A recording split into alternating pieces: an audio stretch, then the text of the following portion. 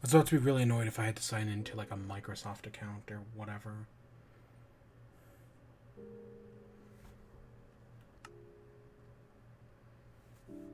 Let's see if the skin ever loads. Oh, hey, look, it did. It normally doesn't.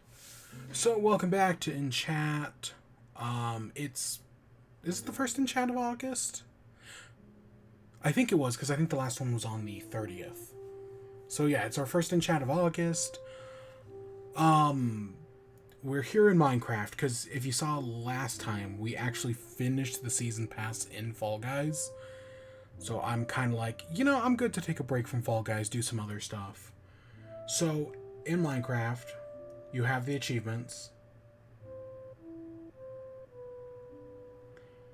And there are, in the most recent update, the Wild update, there were 4 new achievements. Sneak 100, sneak without triggering a skulk sensor, kill a mob next to a catalyst, have an LA drop a cake at a note block, and have all 3 froglets in your inventory. These 2 are going to be easy as heck. Seriously, no, these are going to be so easy to get. This one we just have to find. I think the hardest part is going to be finding an LA. The rest of that should be pretty simple. And this last one is going to be the hardest thing ever. Like, this last one's going to forkin' suck to get. But these other, these 2 are going to be easy, a little harder than that. So yeah, I got to work towards that. We have every other achievement in Minecraft. Last time we played on stream, I literally got these ones. I think it was all 4 of these. So yeah, we got all 4 of these last time. So now we just got more. But yeah, so we're going to just start a new world. Today is going to be a lot of setup. I'll just be completely honest, it's going to be a lot of setup today.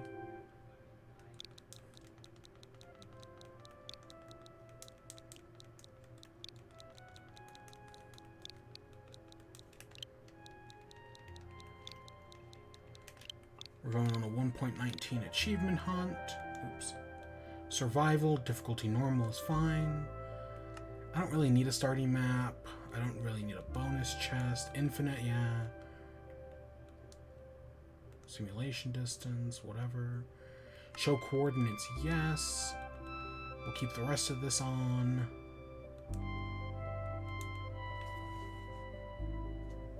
Oh, they're working on adding spectator mode? That's cool. And I don't think the rest of this stuff matters. Multiplayer doesn't matter. And I literally don't care about any of the rest of this. So yeah, we're just going to play this. Today is going to be probably all set up. If we find a skulk sensor or a skulk catalyst, we can get 2 today. But I don't reasonably expect that to happen. I mean, it's totally possible, but I fully expect today to be all set up. Just, going out, like the start of any Minecraft world. You're gathering supplies. We're going to have to get the stuff for a cake, so we're going to have to gather mobs and whatnot. We're on the... And, of course, we're in a savannah. Yeah, so it's just going to be a really... I'm going to try to make it a relaxed day of just Minecrafting. And there isn't that much news this week, I should say. We'll start in a few minutes. I'll probably wait, a few. Because there are 4 news stories this week. But I literally only had 2 until like 20 minutes ago, and then I added 2 more real quick. It's not that they're not news stories, it's just we're still in post E3. We don't leave post E3 until Gamescom, which is in August. So Gamescom is right around the corner. And we're doing all these achievements in Bedrock Edition on the Switch. I know, Bedrock Edition, boo. I personally don't mind it. I know some people really don't like it. I don't mind it at all. I don't know. There's just something that, like, the nice thing about Bedrock is the crossplay, man. The fact that I could have all the versions playing at once. And I don't know. There's just something special about that. That even though Bedrock has its issues, which it definitely does, I'll always have a soft spot for it because of that.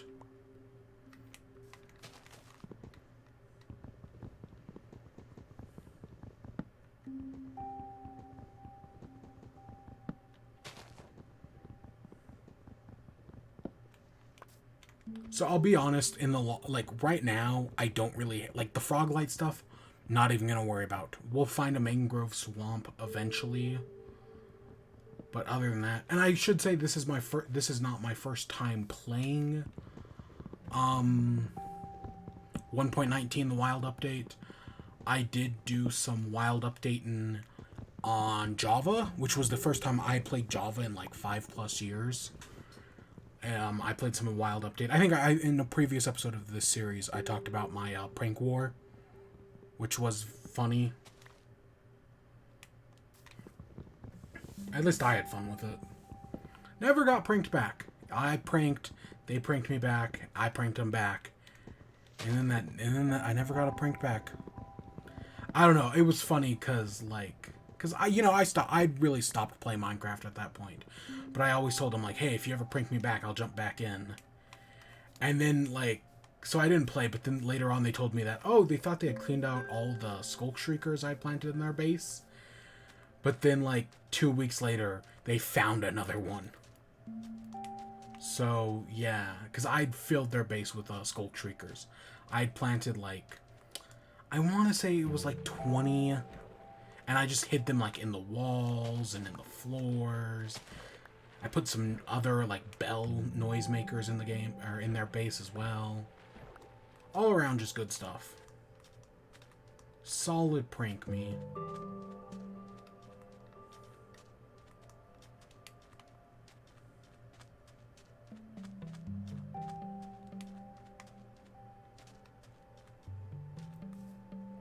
Oh, ravine. Okay, that's... Oh, there's some coal.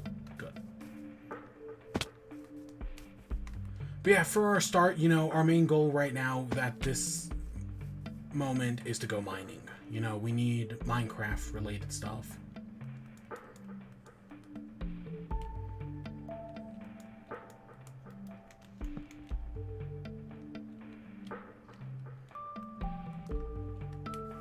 So let's go get Minecraft-related stuff.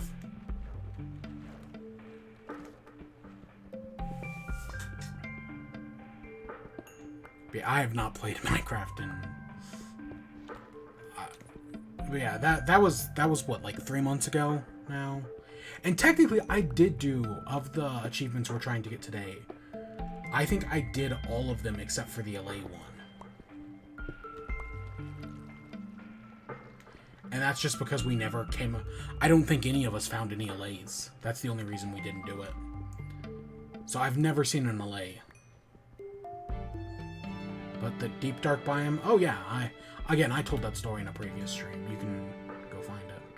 Because even though because I cannot stream Java Edition. My computer is pretty old. Anything in here? More coal.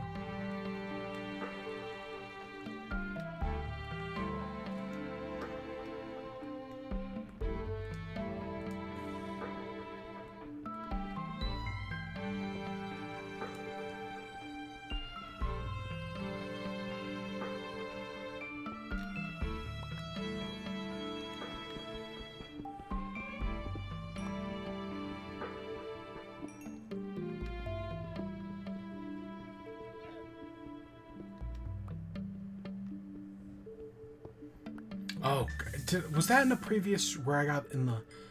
No, that must have been in Java, where I got just the waterlogged cavern, where no matter where I went, all of my items were waterlogged.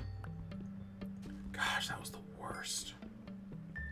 Or all my caves, So, like, I couldn't go caving because everything was waterlogged.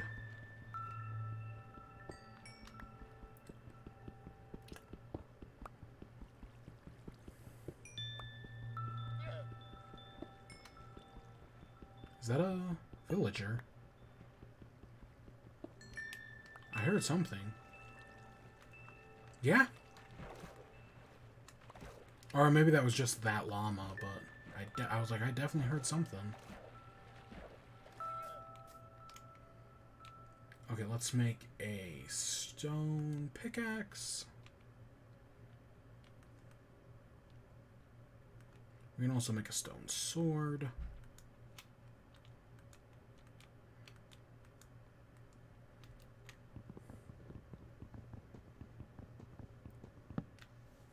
Alright, let's go start our exploring. I know we don't have food, and that might be a problem. But for the moment, that's a problem for future me. Present me isn't going to worry about it.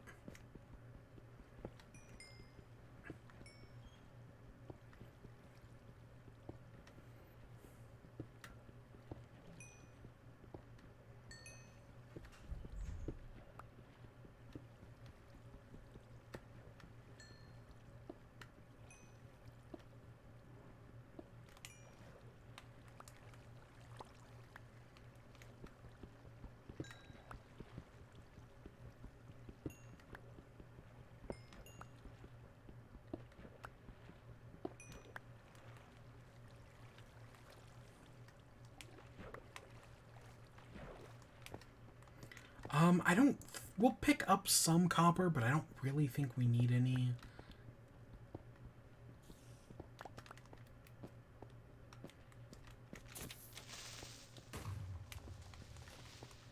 I also saw a spider.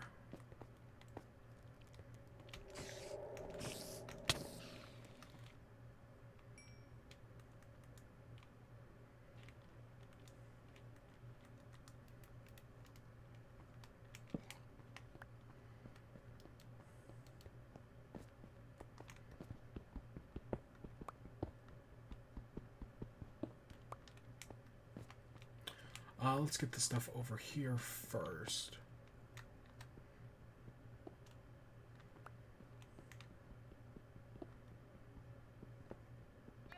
I don't know. I know I was talking about Bedrock Edition and like how, you know, I kind of have like complicated it. Like I have no problem with it. After playing Java Edition again, who knows? I might have a different opinion because I really did have fun playing Java Edition. Maybe that's just because I know we gave this new update a lot of shit, right? The 1.19 update. And I do think some of it is deserved, right? Like, there is just this lack of, right? And it's the same, I said it before, and we talked about it for half an hour before. It's the same problem Pokemon has. For being the best-selling game of all time, you expect it to be bigger. Pokemon, ooh, look at that. Pokemon is the largest multimedia franchise in the world. And yet all of its games are just kind of underwhelming, you know? You expect more from them.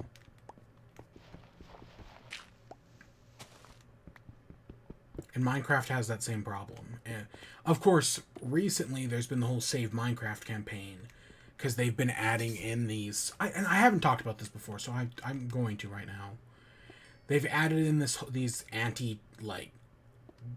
It's this moderation features, right? Where, like, players can moderate the game.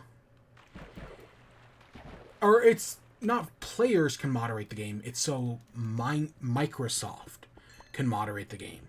So, like, if you go on a server and say something that is deemed inappropriate, or someone just decides to report you, well, Microsoft in Mojang, but a lot of people are saying that this is Microsoft's fault, right? That Mojang didn't do this. Microsoft forced them to do it. And yeah, it's basically that you can be banned in Minecraft from playing online. So, like, let's say you only play on, like, a private server with your friends, and, you know, you joke around and whatnot, and maybe you said some fucked up shit. I mean, trust me, people do all the time. And then, so, right, your friend reports you, maybe seriously, maybe as a joke, and Microsoft can decide to ban you, and then that's it.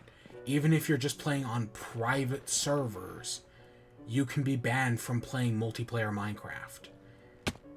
And yeah, when you think about it, that does kind of suck. You know, really thinking about it, that's kind of terrible. That, yeah, Microsoft can just ban you from playing the game online. You can still do single player, but, like, you can't go on any servers or anything.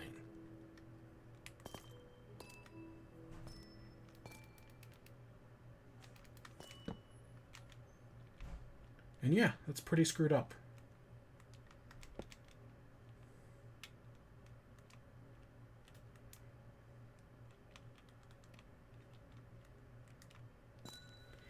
We're almost dead, so that's not good.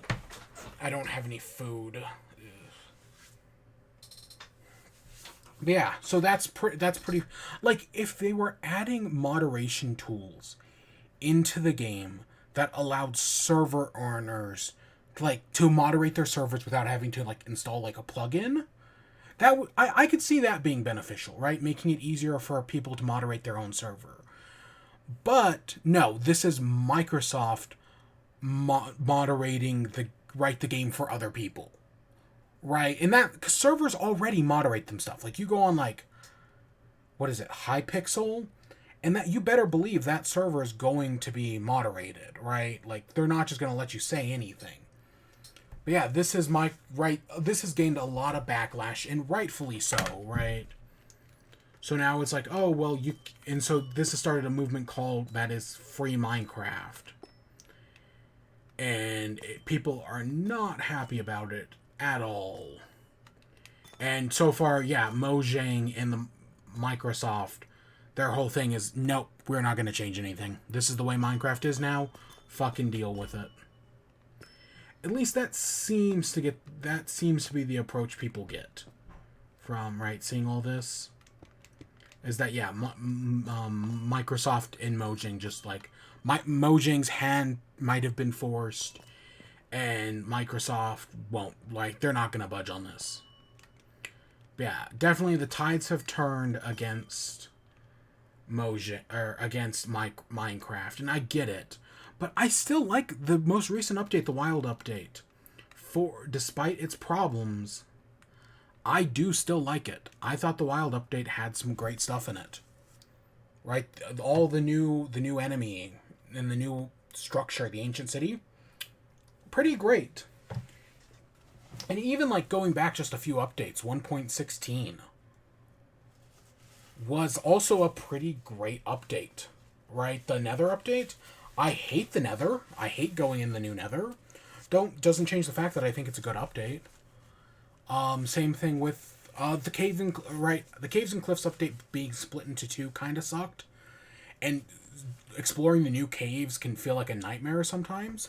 Doesn't change the fact that I think the update's kind of cool. Right? I think the new caves actually look pretty beautiful.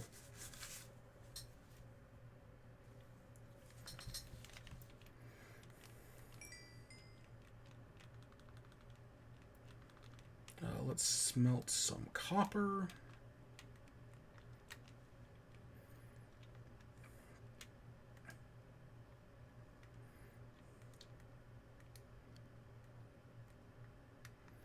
Actually, let's do one more set. We really do need some food. I mean, I can eat the spider eye, but that's not going to help.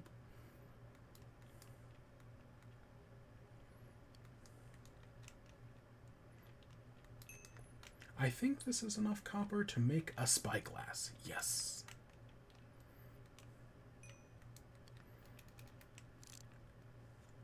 I do like the spyglass. Oh, it's weird that I swear it didn't always float, like, so far out like that. No, I was all aboard the Optifine zoom being added to the game, specifically for accessibility reasons. But having the spyglass, still a nice feature. I kind of wish it was just like it had like its own slot where you could just put your spyglass in your inventory and just get like a permanent Optifine zoom. That would be nice. Or even, I still think the Optifine zoom should be in the settings, and maybe you could get like a double zoom. But no, as accessibility features go, I stand by the Optifine Zoom. Alright, so we're going to head back out, because, yeah, these crystals will take forever to grow. And it's not like I plan on building, like, a house or anything out of them. Do like the little twinkles, though. But, yeah, I guess we should actually get into the proper show.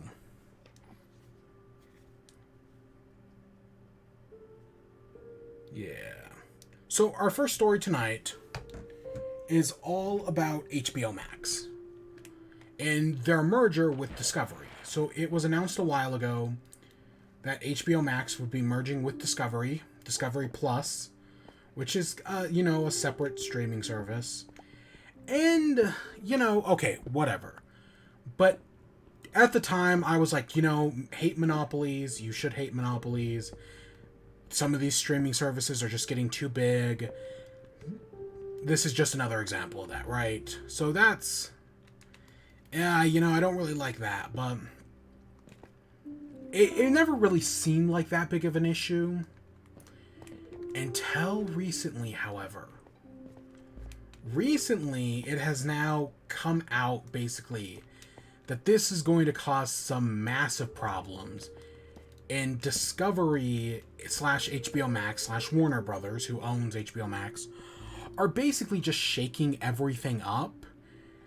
And it kind of fucking sucks, I'm going to wait until the day.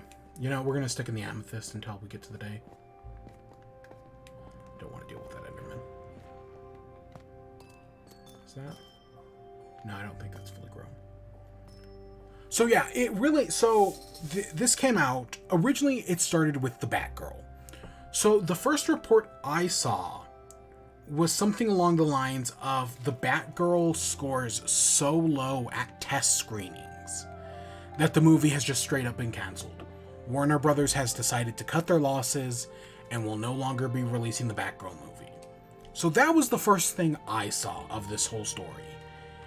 It has since come out that, at least the way it was originally reported, was a lie. That's not true at all. It actually appears as if the Batgirl actually did very well in test screenings, and that people really liked the movie. So, yeah, this whole thing started off on a lie.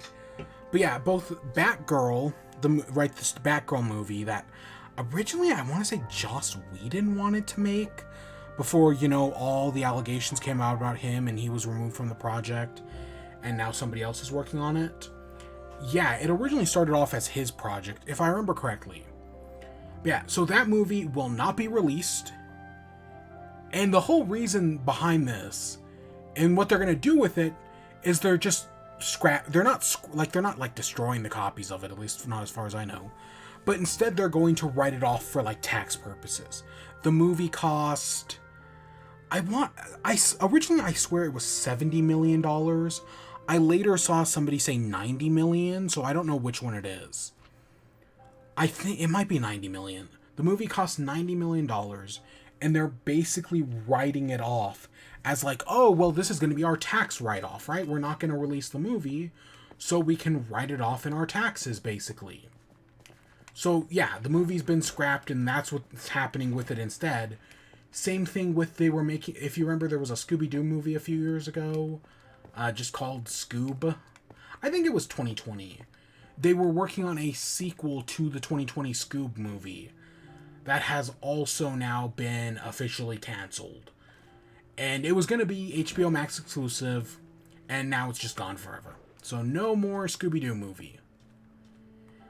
I didn't love the Scoob movie, but I also didn't. I remember being very whatever on it. But that's now officially dead and gone. So I didn't even know they were making another Scoob, but hey, if you do now, well, hey, don't want it anymore, or don't worry about it anymore, because it's fucking dead. I fully suspect, though, the Batgirl is going to leak. Because the movie was supposedly 90% done, and that's editing, VFX, that's everything, right? 90%. So I'm sure it's only a matter of time until someone leaks that movie. Don't know when. Could not be for a while. But I've seen Stranger Things. Not the show Stranger Things, but, you know, the idea of Stranger Things. Like, weird stuff leak online before. So there's no reason that this movie won't leak online. Because if Warner Brothers are doing what it sounds like they're going to do, and they're writing it off for tax purposes, they can never release it. Right? If they write it off for tax purposes, it can never be released to the public. But it can leak. So it would not surprise me at all if somebody leaks it. Just saying.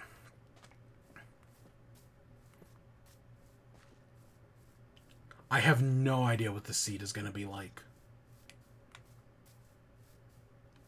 Right now, I do not like it. Oh, a ruined portal. Ooh, that's good. Maybe there'll be something over there. But yeah, so that already, like, and this news broke on, like, Sunday. Or Monday or something. Then later on, we finally, on, like, Wednesday, Discovery held their, like, investors meeting, explaining what's going to be happening.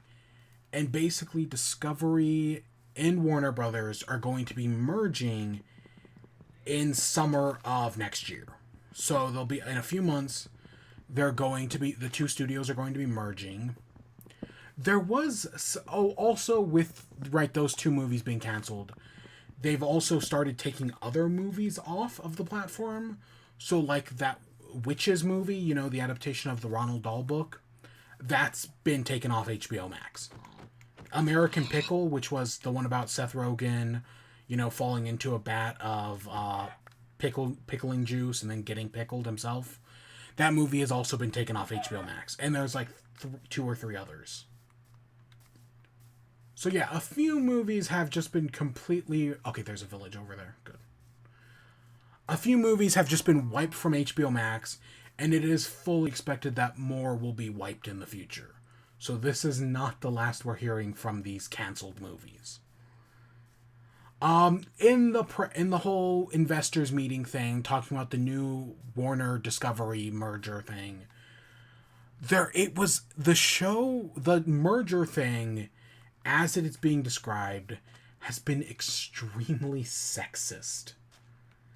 Like, a big talk about, like, how this merger is going and everything.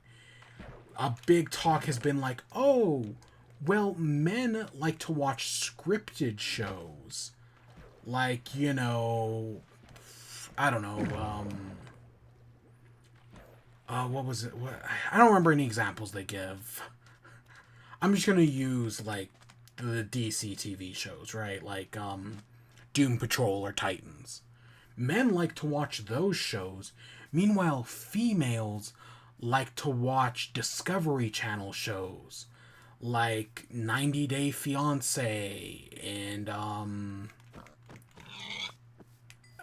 I don't know, whatever the fuck else they make, you know. Is Married at First Sight one of those things? I don't know. But yeah, and there's this whole thing about, like, genre dome or something like they literally, under, like, the Discovery content being, like, for females, they literally, like, made up a new word called, like, genre dome to describe it. And it makes no fucking sense. You know, it's this entire merger. Because the thing is, going into this merger, HBO Max has been one of the best received of all these streaming platforms. You know, there's Peacock, Paramount Plus, Disney Plus, HBO Max, all the other, like, dozen streaming platforms. The two best reviewed ones, or like highly recommended ones, are Disney Plus and HBO Max. I have personally recommended both services in the past. Right? That, oh yeah, I recommend picking up Disney Plus and HBO Max, because I feel like they've both had great content. We'll be talking about Harley Quinn right now is airing on the DC Universe stuff, or is airing on HBO Max, and we'll talk about that later in the show. So yeah, I feel like HBO Max has been a great platform. But nope, it looks like the HBO and Warner Brothers doesn't think the same. Because, you know, capitalism is all about infinite growth. So, and we're seeing that right now with Netflix. Netflix isn't growing infinitely. So, as a result, right, they just lost thousands of millions of dollars even. Just because they aren't making as much money as, right, just because they're no longer infinitely growing. Because capitalism is built upon this idea of infinite growth. And infinite growth, well, nothing grows infinitely. Same thing's happening in the video game industry. Right? It's this idea of infinite growth that just isn't possible.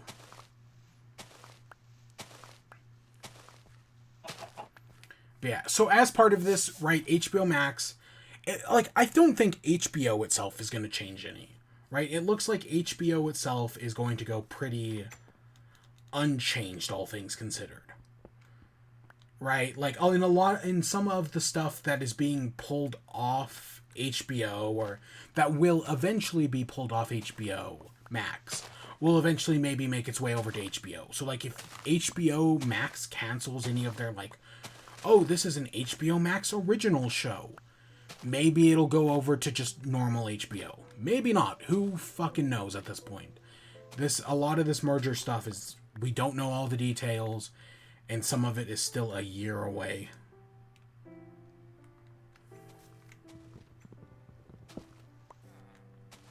Oh,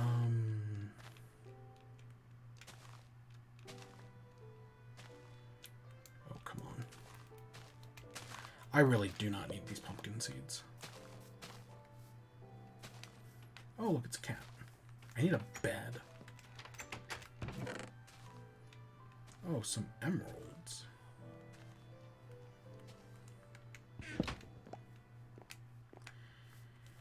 But yeah, so it's just all around, this whole HBO Max thing has just been a mess. So as part of this, when it comes to scripted content, it looks like HBO Max will be laying off potentially, I want to say they said like 70% of their staff. It's some high number like that. It's like 70% of their staff at right will be laid off. And I think this part is all speculation, mind you. But yeah, it looks like large portions of their staff will be laid off, and they'll be no longer focusing on this like scripted content that, you know, is one of the reasons you go to HBO Max, because they have some great stuff. Right? I mean, like some stuff is like, you know, it's going to be safe. It's going to move over to main HBO. Specifically Euphoria is the example I can think of. I would bet Euphoria is pretty safe to, you know, just go on to HBO, because, you know, people still like that show. But everything else, well, anything is possible with any of them. Where's okay, I don't need any more of these furnaces. Oh. Alright, let's just sleep in a bed. Let's see. They also talked about how, on top of scripted them like getting out of scripted shows, they're also probably going to be getting out of animated shows, or animated kids shows at least. I mean, a few weeks ago we talked about that Aquaman King of Atlantis, and like nobody fucking talked about that show. So yeah, but like any other like animated kids show they're doing, or even maybe just animation in general, like Close Enough, the recent show from the creator of Regular Show, was canceled. Right? Who knows what they're gonna cancel next? Is that jungle? Like, literally anything is possible. That's a jungle biome. Oh shit, I haven't seen one of those in a long time.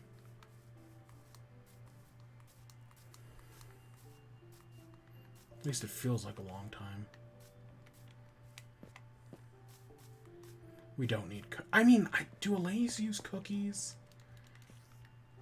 I swear there was something about that.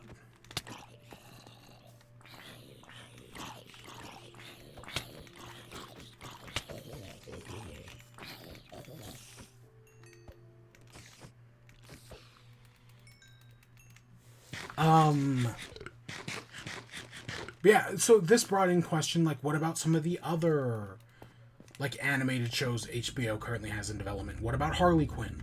Harley Quinn is a fucking amazing show. Is it dead? And at the moment, we don't know. That's one of the worst parts, is that we just don't know at the moment. This might be if this merger is going the way it looks like it is, this might be the last season of Harley Quinn. And that fucking sucks, because Harley Quinn is a great show. Like, seriously, it's freaking amazing. I'm not enjoying the third season as much as I did the first two. I'm still enjoying it. It's still a good show.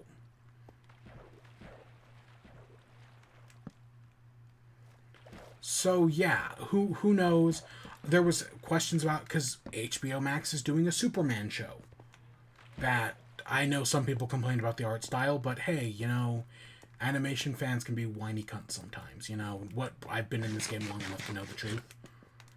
And Jack Quaid, who is Huey on The Boys, or at least that's the first thing that's the first thing I think of because I've been watching The Boys, is going to be playing Superman, right? And it's like, oh, that sounds interesting. Is that show canceled?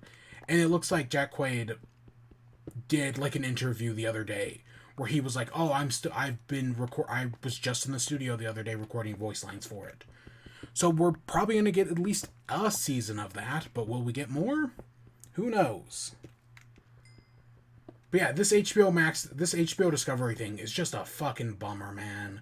Like, they're just canceling all the shows you love. And HBO Max, even though it's a great streaming platform, it looks like they're going to destroy it just to make a quick buck. ProZD, Sung One, put out a video talking about, like, how we've got to have more money, right? Making fun of it.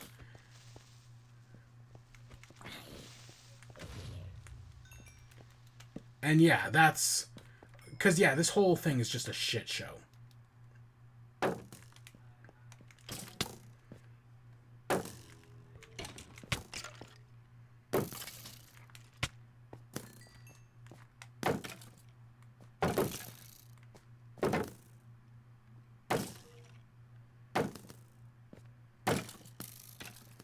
I was hoping to drop it into the lava.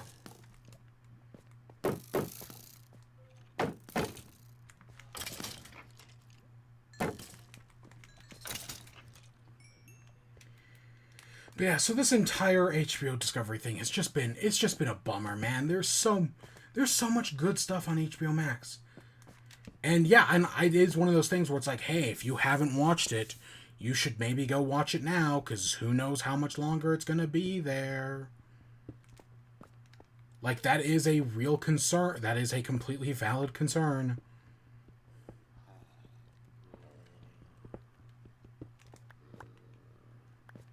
How much useless guff do we have in our inventory? Yeah, let's get rid of some stuff, shall we? We don't need that. I don't need the feather.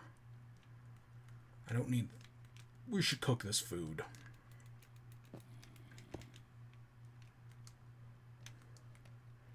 But yeah, so it's just been a nightmare. I've been super disappointed, and it's all these fucking studio executives, man.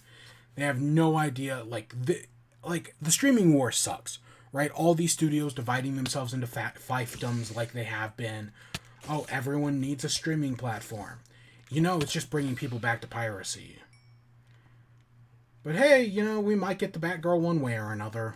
You know, it might not be through the official means, but yar har shiver me be, we are a pirate. Because sometimes being a pirate is all you can be.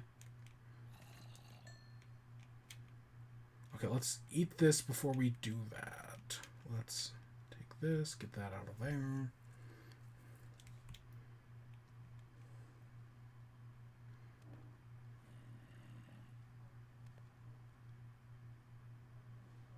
I definitely don't feel like I need the melons, but I took them just to have them.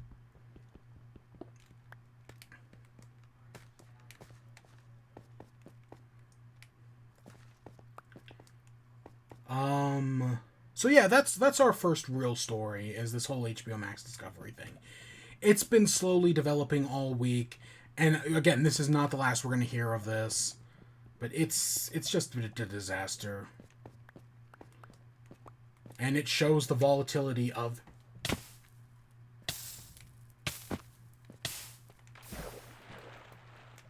Oh my god. It shows the absolute volatility of streaming platforms. That at any moment they could all go away. That at any moment any of this content they've been serving up can just disappear like that.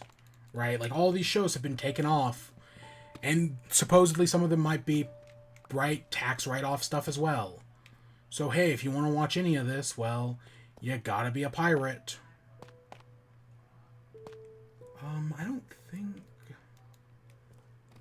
Let's keep going and see what we find.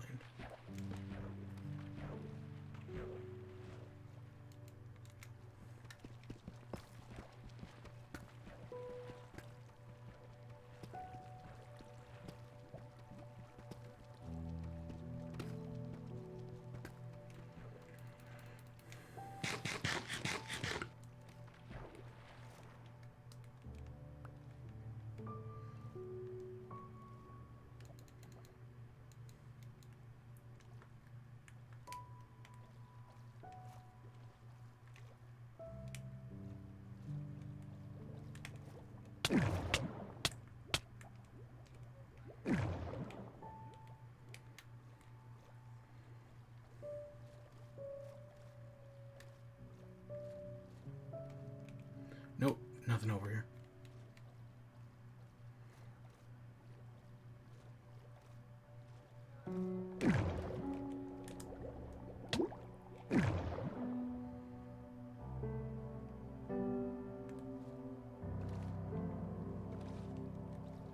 Gosh, yeah, this cave sucks. But yeah, next up, so Pokemon Scarlet. So there was a Pokemon Presents. There were things announced other than Scarlet and Violet, but the only things I really cared about were Scarlet and Violet. Like, there was this part in the trailer where they showed off something from Pokemon Masters, right? The big new Pokemon, or that Pokemon mobile game that's all about, like, teaming up with, like, past trainers and whatnot, right? Or, like, gym leaders and whatnot. It's another fucking gacha mobile game. I don't give a fucking shit about it, and I will never play it.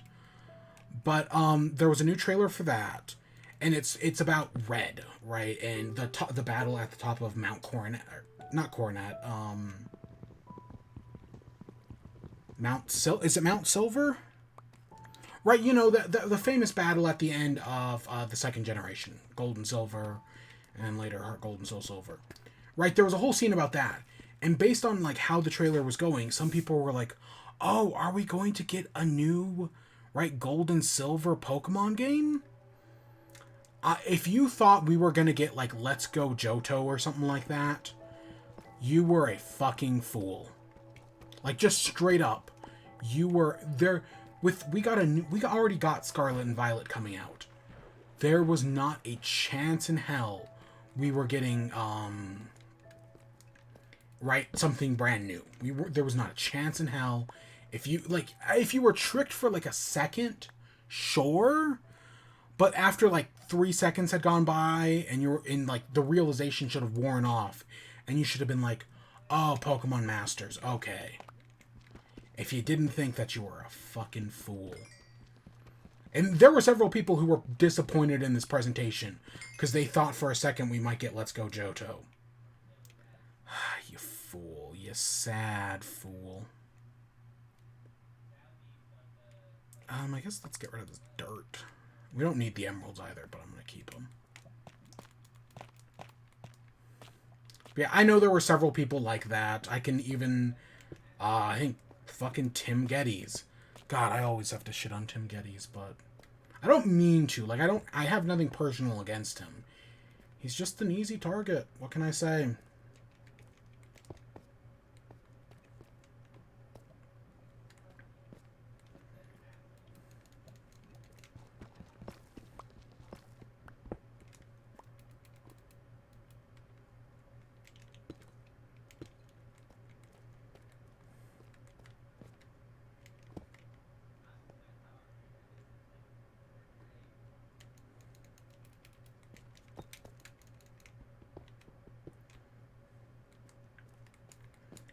Okay, this gets us back up here.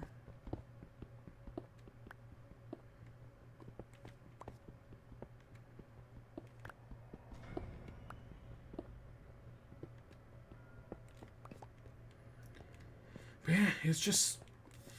So that was whatever. I know they talked about Pokemon Cafe Remix. I know they talked about, oh, what else did they talk about? They talked about Pokemon, because Joe Maverick at Cerebi pointed out that this is the first year we are not getting a mainline Pokemon game, or a mainline, or not a mainline Pokemon game. I mean a spin-off Pokemon game.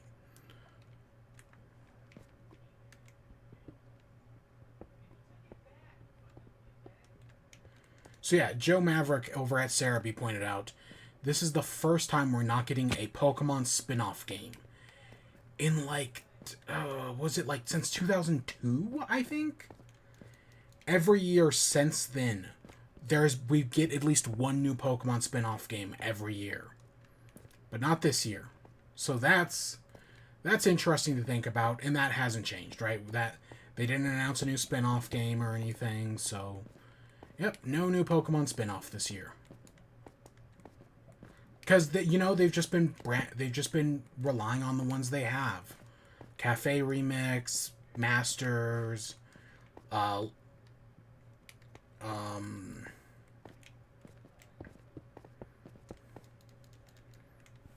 Pokemon Go, that was the one I was thinking of. But yeah, they showed off a little bit of all. We got the gold, we got the silver, red coming to Masters, which I know he already is. I know he's already in Masters, but we got something with that.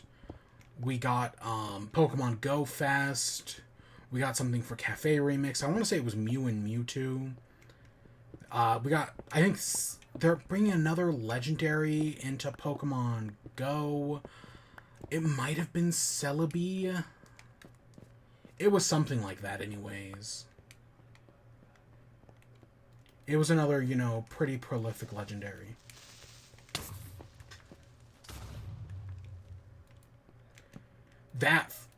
Okay, I was dodging that creeper. I did not expect this one. The second one scared the shit out of me.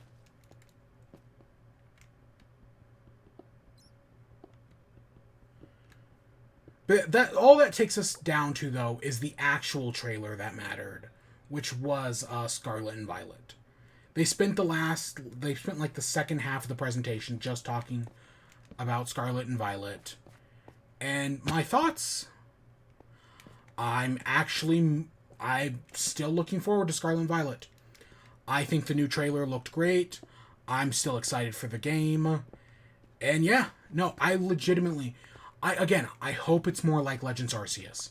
Legends Arceus is such a good Pokemon game, and the more they take from that, and the less they take from Sword and Shield, the better. They're probably going to strike some sort of medium between the two. That sounds like a very Pokemon Company thing to do. But no, I want the game to be more like Legends Arceus. Because Legends Arceus is really good, and it just streamlined a lot of things in Pokemon. It made the battles very seamless. There were still tutorials, but it got rid of a lot of that.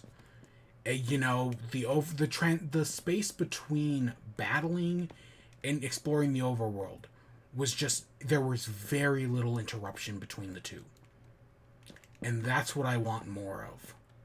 That's what makes a better Pokemon game. Of course, there's still, what about real-time combat? And sure, maybe one day we'll get real-time combat and it'll be really cool. But for the moment, turn-based, it's working fine, I guess. And I do worry that, they're going to get rid of some of the good things they did in Legends Arceus, I worry the battles are just going to be so much slower now.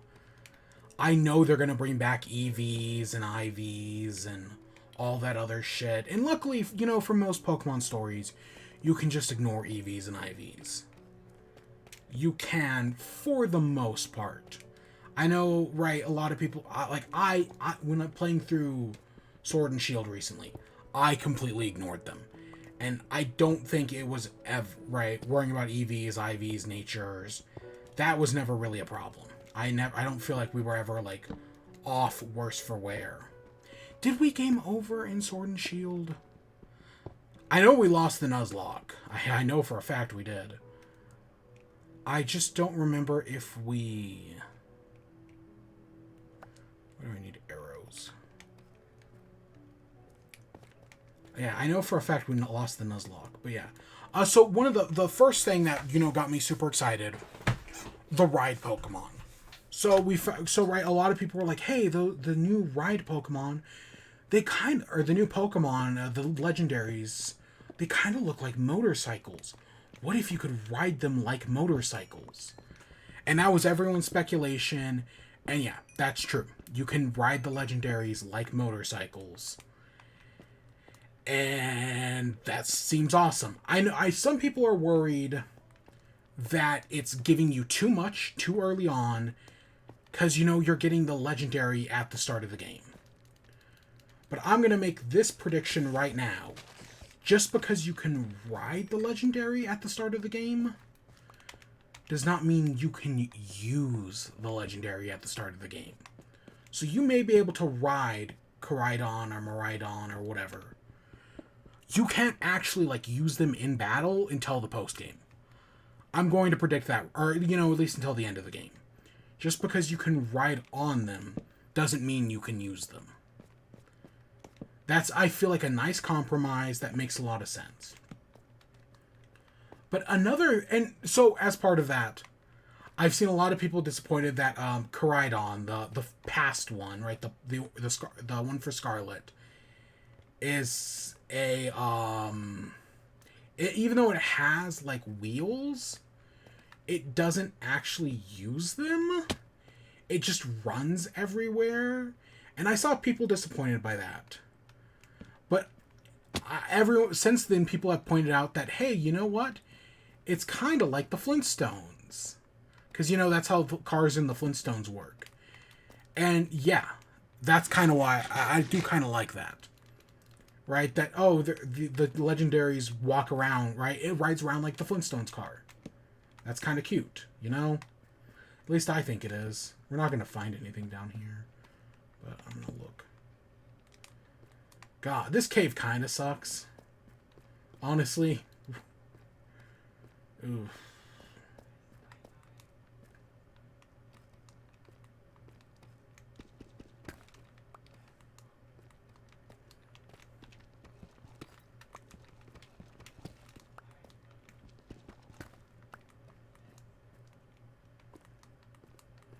But yeah, the other thing is, when it comes to these Pokemon's actual move sets, the thing that I feel like a lot of people are like, oh, well, they're giving you too much, right? Like Legends Arceus, it goes in order, right? You get the ability to move faster, then you get the ability to smell stuff out, then you get the ability to climb walls or whatnot, or then you get the ability to swim, then you get the ability to climb walls, right? In Legends Arceus, they slowly give you the abilities one by one. And there's no proof that this game doesn't work like that. That it doesn't also give you the abilities one by one. I just don't think it does. And then, right, in Legends Arceus, you get climbing, and then you get flying last. But I'm going to make another prediction. Or I'm going to say something. Even though the game is... Because I don't think they're giving you the abilities one by one. I think you're going to start off with the ability to, early on, the first, hour, you're going to get the ability to ride the Pokemon. You can go in water. You can climb around, right? You can do all of that.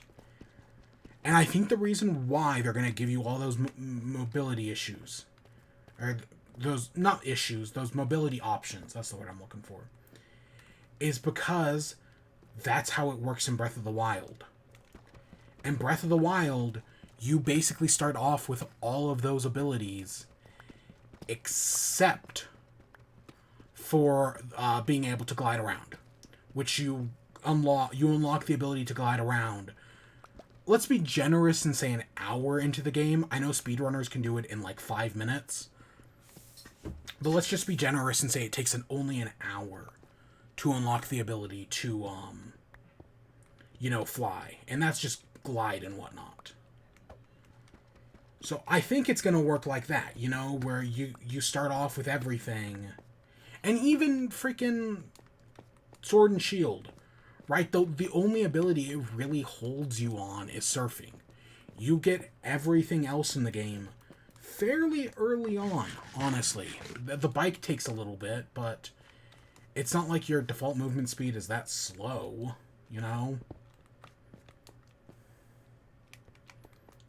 But no, I don't think there are going to be any mass differences. Honestly.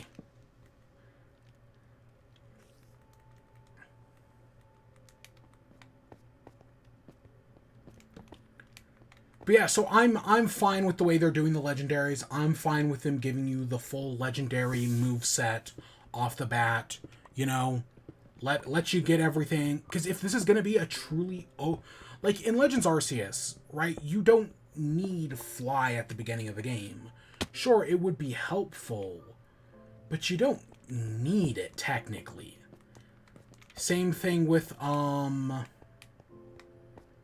right, and for HMs and all sorts of moves like that, it all works like how it would in a Metroidvania, right? Where you have to get the HM to explore the new area, and then once you have the HM, you can go back and discover new stuff in previous areas, right? Like, oh, you can't surf in Pokemon, right? So you come across this route that has a river, and you can't do anything on it.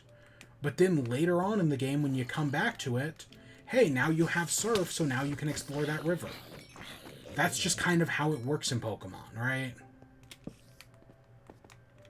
It's like a Metroidvania in a weird way. And so and Breath of the Wild does not work like that at all. Instead, it gives you just a bunch of things you can do and tells you, hey, go out and find ways to solve puzzle X, Y, and Z. You can figure it out.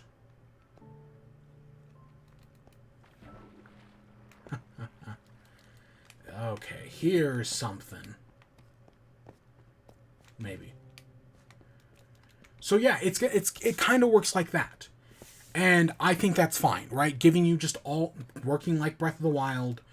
Again, it depends on how the world is. Like, if the world is just a bunch of boring nothing, then giving you all the tools at the start is going to suck. But if it's not, then yeah, having all the tools early on in the game isn't going to be an issue, like, at all.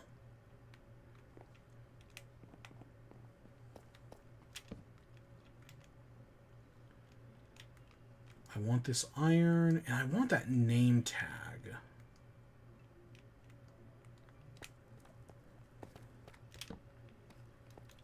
I don't know what I'm going to do with the name tag, but I want it.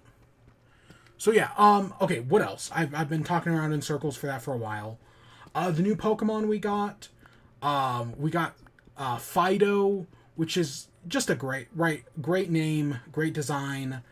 It's going to inevitably disappoint me because I thought Bulltown was cool, or I thought Yamper was cool, but I was super disappointed by Bulltown.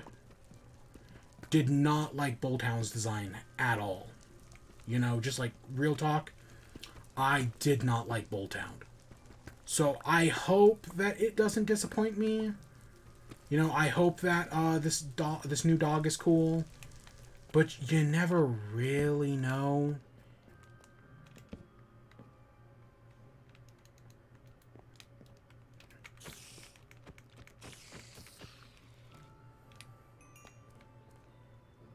Holy crap, that goes... Those go straight up to sunlight. Wow. But no, I want it to be cool. I think someone predicted, like, its evolution is going to be called, like, purebred or something like that. And I could totally see it looking like one of those, like... Oh, God. You know, one of those, like, really wrinkly dogs. I don't remember what they're called. But I could see it looking like one of those, you know? one of those dogs that's just, like, wrinkled all the way. Or even looking like, I've seen people say that, oh, it's going to be called a purebred. Because, yeah, you get it, dog joke. And that's a fine name as well. I have no qualms with that. There's a ton of shit here. This is the cave I've been looking for.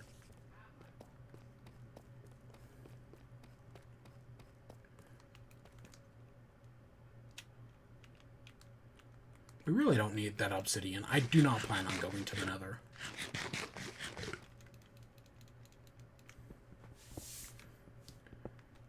But yeah, so that's totally thing. What else? So another Pokemon is Titan, which is like this ice which is, you know, it's an ice titan. It feels like it's another one of those like Godzilla adjacent Pokemon, like Tyranitar, like Hydreigon, right? Like it kind of reminds me of that. I don't like the mouth of Titan because it's like it like opens in like two parts. I don't know. I want to like it, but I don't. And then the other Pokemon they showed was oh gosh, it was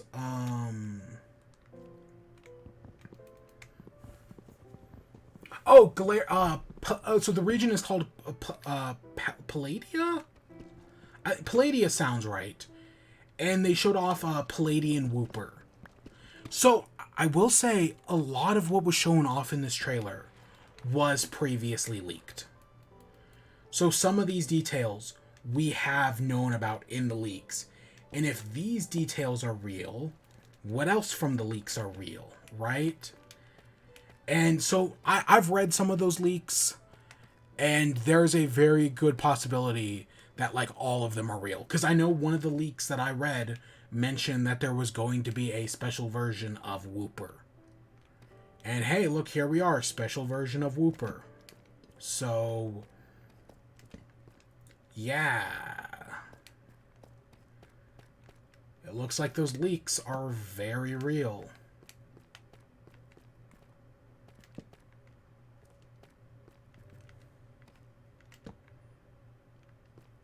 Gosh, I really should, like, set up a base somewhere around here.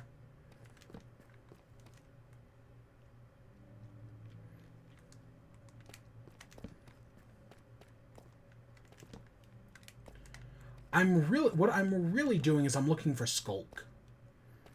We really need to find Skulk. So if I find any, then, you know, we'll set up a base. But for now, I'm just looking. I also really should upgrade my sword.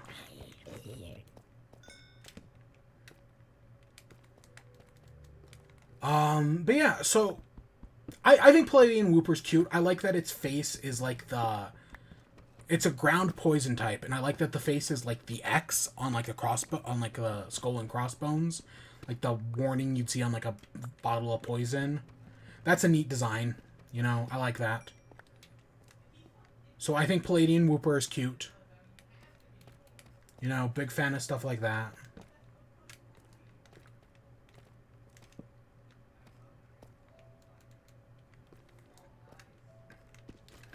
Let's see, what else?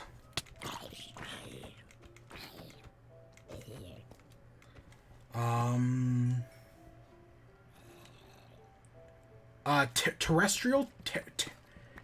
Terastal types? So as you know, every Pokemon game since Gen 4 has had a gimmick. Gen 6 was Mega Evolution, or did I say Gen 4? I meant what generation did I just say? I meant Gen 6. I don't know if I actually just said Gen 6. My mind's kind of blanking on whether I actually did or not. But right, every recent Pokemon game since the 3DS era has had a gimmick. Or at least a pronounced gimmick, you know? Like Gen 5 had shit like the the triple battles and the rotation battles. Nobody gives a shit about those. When was the last time you played a triple or rotation battle? There's literally only a single NPC in both of those games that require, in Black and White and Black and White 2, that require you to do it. Okay, I don't want to be going up. Up is not the direction we want to be going here.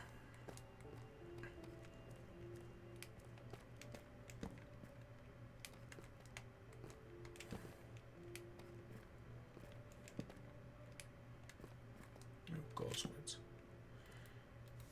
So yeah, terrestrial types. I want to say terrestrial, but it's not. It's Terastal. It's basically this gimmick that allows you to change a Pokemon's typing and potentially give it a boost if it already was that type. So leakers have come out and been like, okay, let me tell you exactly how this works. So even though I know some people don't want to know anything about the leaks, just because this is like a proper explanation, I'm gonna just explain how it works according to leakers, right? Because I feel like knowing how this works is kind of important.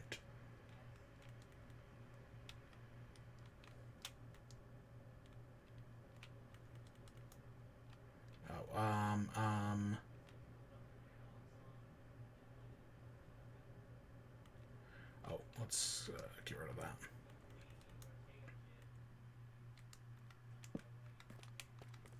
So yeah, how the Terastal types work is like, let's say you have a Magnemite. The example the leakers have used is Magnemite, which is an electric steel by default. But then you can give it the Terastal type. This is another Geode. Holy shit. Yeah, so you can give it the Terastal type of normal. So then it becomes, this Terastal normal, and it gets like any normal type moves it has gets that like normal type stab bonus. But it also loses its other typings. So even though Magnemite is by default a electric steel, it loses both electric and steel typing and becomes normal type. And that's how it works for all the other that's how all the Pokemon work.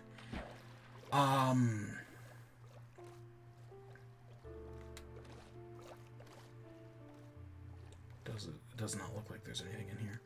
But if you let's say you make that Magnemite like an electric terrestrial type, then it gains a double stab towards electric moves, but it still loses that steel type. So this isn't triple typed Pokemon, which I think triple typed Pokemon is also a decent idea. But this isn't that. This isn't a triple type. No, it's Terasteel types. So yeah, I know, right? People always want Mega Evolution back. And I get it, Mega Evolution is a good gimmick. I actually do want them to bring Mega Evolution back. And I also want them to bring back Z moves, because I don't hate Z moves like other people do. But right, I think this is a good idea this is a good gimmick. And I said the same. Z moves were at worst boring. They weren't bad. I feel like a lot of people want to say they're bad, but they weren't. They were just kind of boring. Better implemented than Z move or than Mega Evolution though. As you're playing through Gen 7, you get access to all sorts of Z moves, whereas only I don't even think it's 40 Pokemon total between 2 games get Mega Evolutions. And really, Mega Evolutions were not handled well in X and Y. They were entirely post-game things. I don't know. I have a whole thing with Mega Evolution.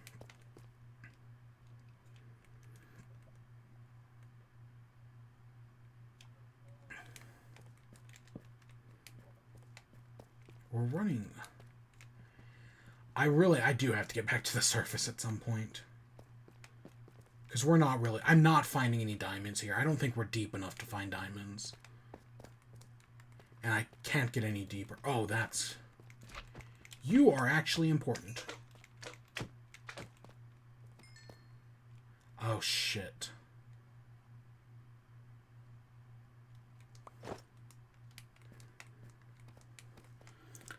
But and one of the important things they pointed out with these Terasteel typings, a Spider Jockey, is that any Pokemon can be any Terasteel typing. So, right, it's not just a thing where it's like, only, so you could have, like, a Pikachu And, right, for example, and it could only be Terastal typed of, like, flying, for example. Right, you could get, if you wanted to get a ghost type Pikachu, you can get a ghost type Terastal Pikachu. Right? Every Pokemon works with every Terastal type. It's just the rarer ones will only be found in the Terastal raid dens. Because they've replaced the max raid dens with Terastal raid dens.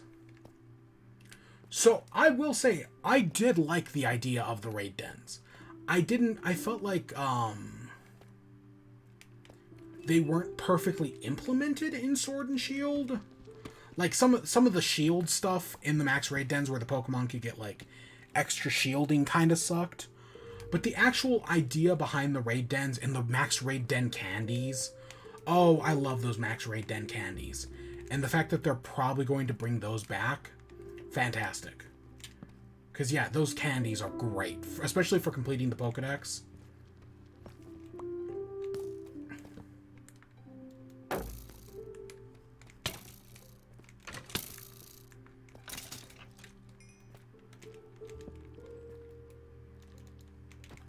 But yeah, so I feel like it's through these raid dens that you'll be able to get all these Pokemon. Hopefully nothing will be like I'm sure they'll do like event Terastals, but I don't think anything's gonna be like hidden in like the traditional sense. Like I think of like hidden moves. Hidden moves was a good idea. The problem is getting hidden moves in certain Pokemon games can be a pain in the ass. It's easier in some of them. Getting Terastal moves, for example, in like Sword and Shield is a lot easier. I don't even think it's possible to get Terastal types or to get hidden moves in Gen 5 anymore. Just based on how the game has been changed over the years.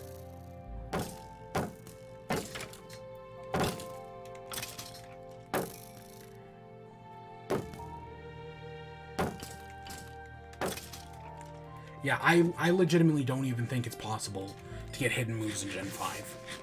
But hidden moves was a good idea. Or hidden abilities, I mean. Okay, we found some diamonds. A diamond. Fuck.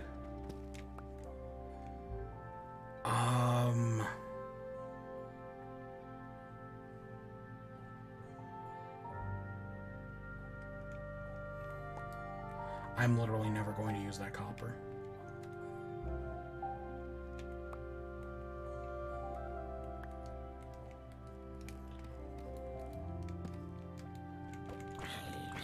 But no, so I'm actually fine with this gimmick. I know it's not as exciting as Mega Evolution was, but I feel like it has a lot of potential. And I like it more than Dynamaxing. Because Dynamaxing, oh, we're just going to make the Pokemon bigger and give a few Pokemon special forms. You know, kind of like Mega Evolution. It was just kind of boring. This is more interesting. This Terastal typing, it's a change, but it's not a big change, right? Like, it doesn't completely redefine the game. But it has a lot of potential. I am fully on board with this Terastal typing stuff. So yeah, I like that. They showed off a bunch of the new characters. I like most of the new characters, you know, Penny, she's the only name I remember. I know they showed off others. I literally only remember Penny's name of all the new characters. They showed off another Tumblr Sexy Man. And that's on top of, you know, Cave Woman and Giga Chad, so yeah, we've got some very attractive characters in these Pokemon games, man. Like, they are not pulling any punches.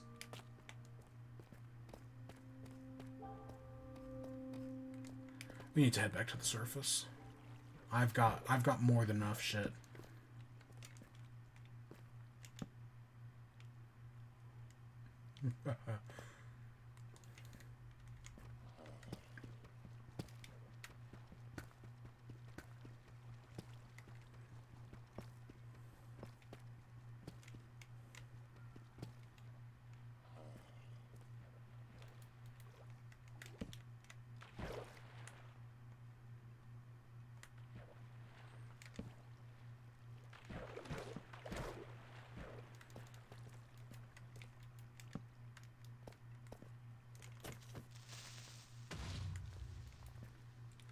Okay, we found one more bit of diamond. It's probably only going to be a single one again. Okay, 3 diamond is enough for a pickaxe. And let's head back up. I know we can make more torches, but I'm good. So, as part of these characters, they showed off some characters that are maybe gym leader. They showed off one of the gym leaders, who is, everyone was like, oh, look at her, she's very pretty. That's a guy. He's still very pretty. So, yeah. Kind of like, I forget his name, but one of the characters in Legends Arceus was like that. The guy who guards Electrode. And it was like, oh wow, he's very, attractive. And yeah, he definitely is, totally. And this new guy, yeah, I totally get why people would find her pretty. Or him pretty, Totally falls into that kind of camp.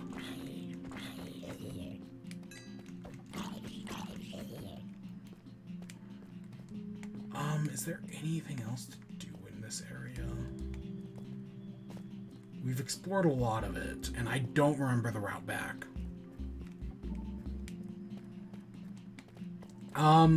So they explained how the gym challenge works, in that you can tackle the gym leaders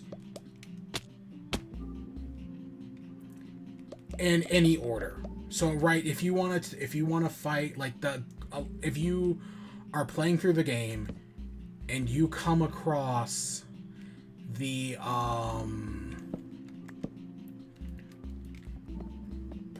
ice gym leader, right? The one they showed off. I think Graham was their name, something like that. Then yeah, you can totally go against them. But if you want to go again, if you find one of the other gym leaders, well, you can go against them. It does sound like, from the website, the gym leaders do not scale. So if you normally, right, you would hope that the gym leaders would scale based on, like, the Pokemon, right? So it's like, oh, well, this gym leader would have this much.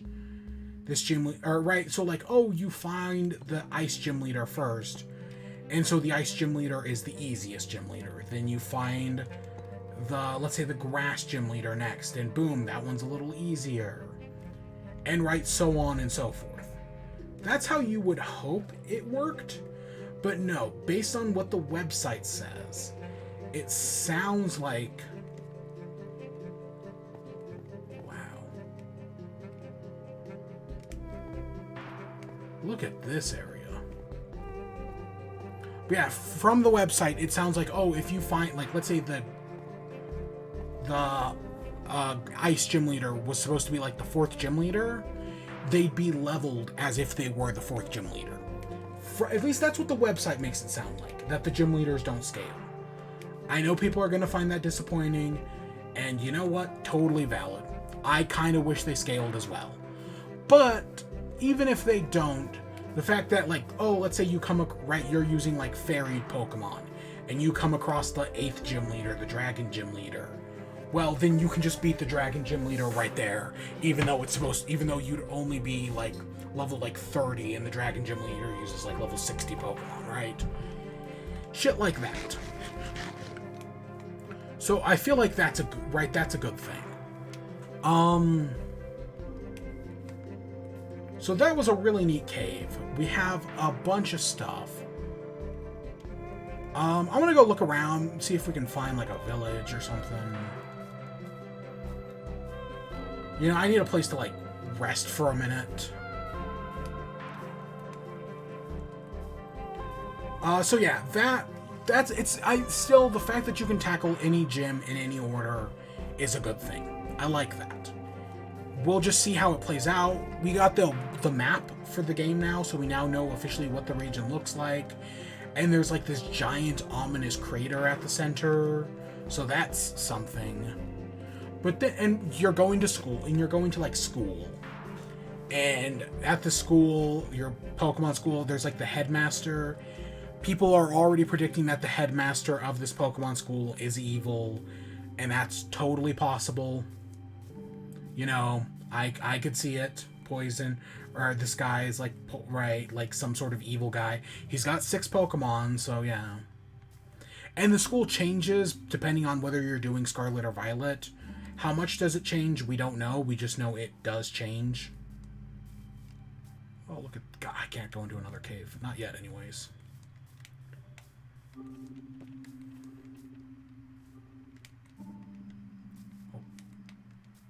Yeah, so we do know that.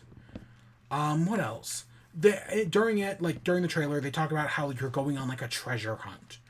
And there might be a literal treasure hunt in this game, but the trailer does talk about how you'll have, like, when playing through the game, you'll have, like, 3 different, like, quests to go on. So, right, you'll have one of 3 possible quests, and each quest kind of works a little differently. And so we know one of the quests with the one rival, Naomi? Something like that, is probably going to be your gym battle quest. But there's also your upperclassman guy, who a lot of people are speculating is the child of the 2 professors. There's his quest, and then presumably Penny's going to have a quest. And then when hinting about this quest, you see, like, this, like, giant, like, car that's like a parade car sort of thing. And, I've already seen people talk about, how the car, right, this, like, car is driving around, but nobody's driving it. So people are speculating if that car is a Pokemon, or more specifically, if the engine of the car is a Pokemon, which seems to be the most likely scenario, that the engine of this car is a Pokemon. So, yeah. But yeah, no, I like, because one of the things, because Legends Arceus, you have a very clear quest, and then you have a bunch of side quests. But if you played through the Crown Tundra, one of the things that made that interesting was that game gave you basically, there were technically 3, but it was more like 4, gave you 4 different quests, and said, hey, you can tackle these 4 different quests in any order. I want some of this bamboo, but I can't. There's nothing in my inventory I really want to get rid of. Actually. Oh shit, we're out of coal. Well, that's one way to get rid of it.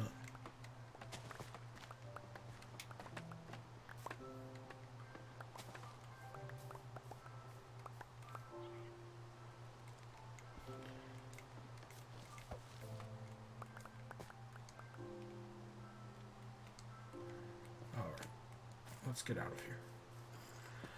So yeah, I feel like the idea of taking any of these, right, doing these 3 quests, right, one is going to be the traditional gym challenge, but there's going to be other stuff, and so there's probably going to be, like, some towns that, like, this is a gym town, so you fight the gym here.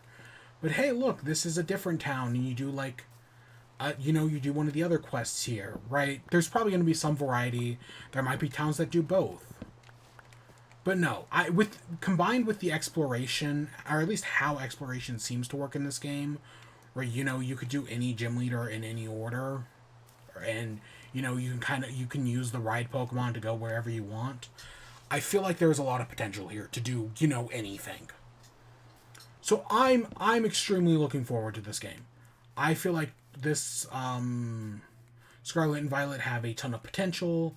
There's a ton of different things you can do. So I'm super excited. We need more coal, so I'm going to coming up here to the mountain to try to find more. But I'm super in favor of everything they've shown in Scarlet and Violet. Still don't love any of the Pokemon.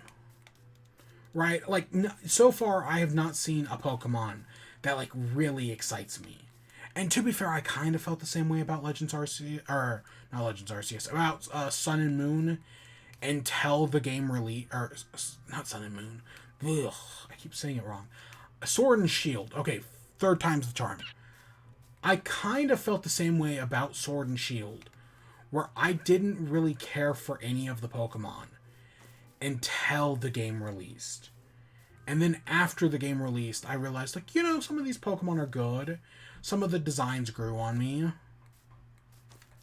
So yeah, that's more of, like, what I'm waiting for. Is like, hey, once I actually play the game, I'll probably like more of the designs. I'll be interested in more of the Pokemon.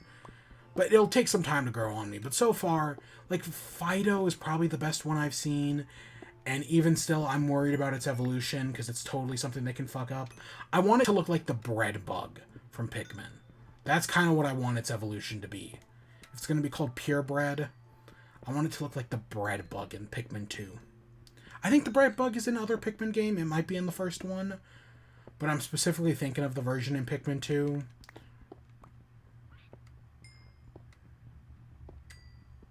Is it in... I can't remember if it's in the first game. It might be. And you have to kill it by making it steal treasure and then tricking it into, like, hitting its head on the spaceship. It might even be in Pikmin 3 and I'm just forgetting about it. Okay, there's some coal. 45. From 0 to 45. Oh my gosh. It's been so long since I've seen a world with a jungle in it.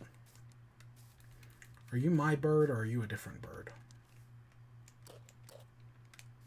You're a different bird. What about you? I've got 3 birds.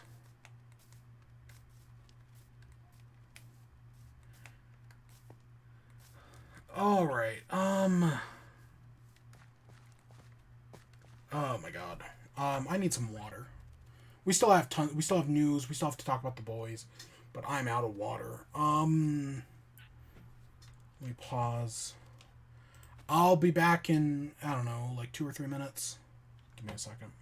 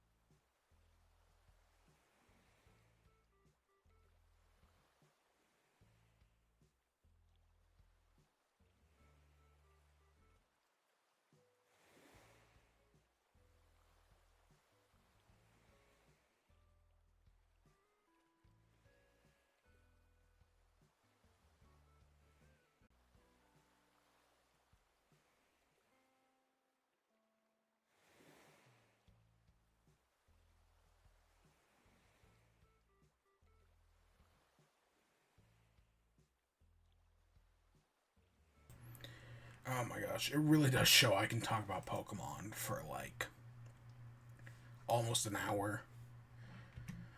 So our next bit of news is oh my gosh, we have 2 parrots on our shoulder. Is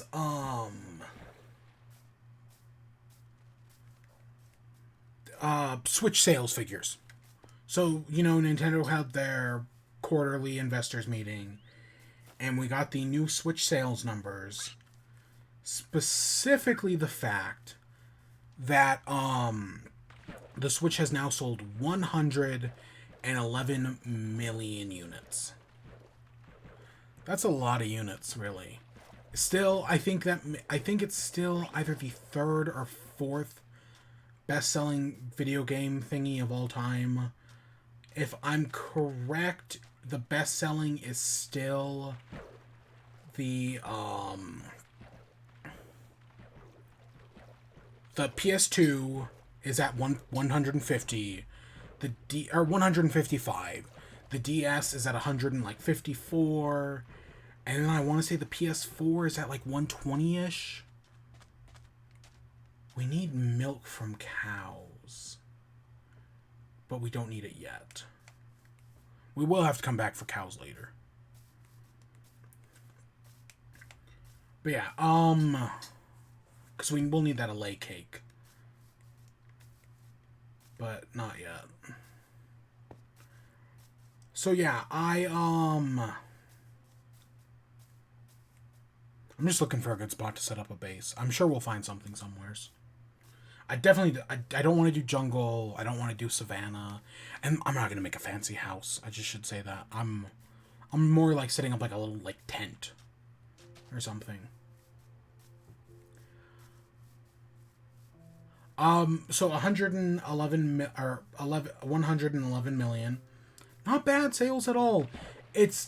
So the Switch has been growing at like a steady growth rate for a long time now. This is the first time it's really slowed in a while. So like the Switch has just been going up and up. This is the first time the Switch hasn't been going up at that same rate. So it's been going up, it's just not been going up as fast this time around. But that's fine, you know. That's fine. I'm still more or less happy with what we got. Sales hardware, so that's software or hardware. Software wise, we're at, I want to say like what is it? I want to say we're at like 900 million. So in probably like a year or two, the Switch will have sold 1 billion games, which is a lot. That's a lot of games for software. It's only a matter of time. Other than that, the two big game updates we got were Switch Sports has sold 4.8 million units. That's a lot. That's a lot. I mean, it doesn't put it on like the Switch's like top 10, mind you, but 4.8 is still a lot of units. That number should not be overlooked, like, at all. And then,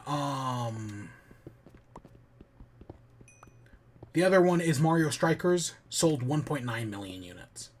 So in, yeah, like, a little over a month, Mario Strikers sold almost 2 million. Oh, look at that.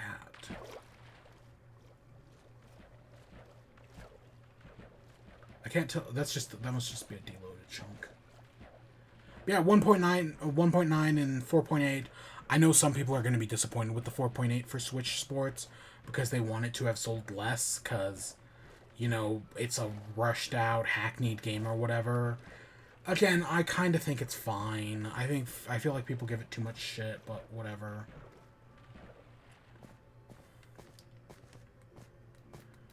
It was fine. I'm waiting for them to add golf because the new update did nothing for me. But yeah, other than that, the Switch's top 10, I don't think has changed. Of the top 10 games, 3 of them are Pokemon. Technically 6 of them, but you know, certain things are counted, like Let's Go Pikachu and Eevee are together, Brilliant Diamond and Shining Pearl are together, and Sword and Shield are together. Legends Arceus is not on the list. But I still think Legends Arceus has sold like 12 million units. And the lowest thing on the Switch, top 10 Switch, Ring Fit Adventure, is, I want to say like 14. So yeah, there could be 4 Pokemon games on there. I'm just amazed at how well Brilliant Diamond and Shining Pearl sold. Like, I definitely didn't get that feeling from the game. But no, it actually sold stupid well. Look at that. Ooh, Ruined Portal. So yeah, Brilliant Diamond and Shining Pearl sold stupid well. But I just feel like nobody talks about that game, and... Not that it was bad, it was just kind of whatever. It was another Pokemon game. Legends Arceus was better.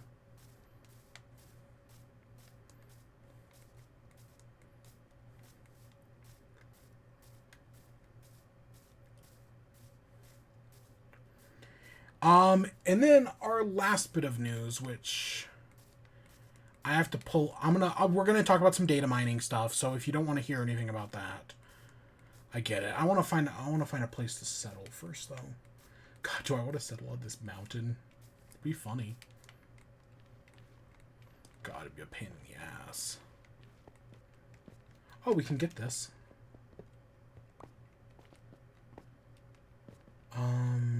There's the chest. Wow.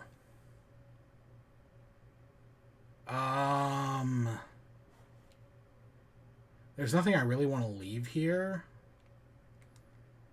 Huh, so those are there.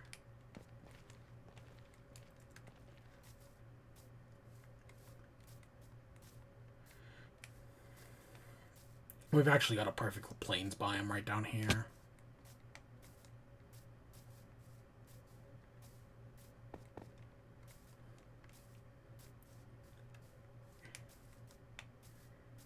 We either settle down right here, or we go up to the top. Let's see what the view from the top looks like.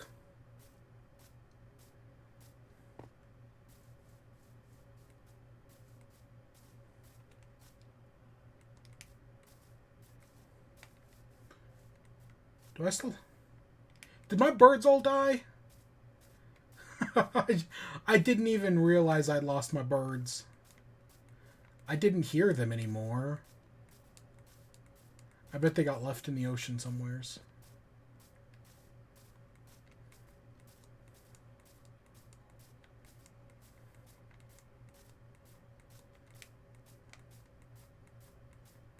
More coal. Oh, look, there's some iron.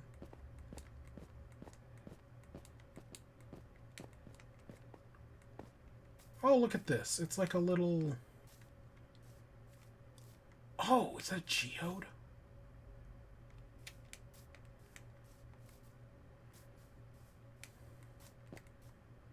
Holy shit, is there a geode up in these mountains?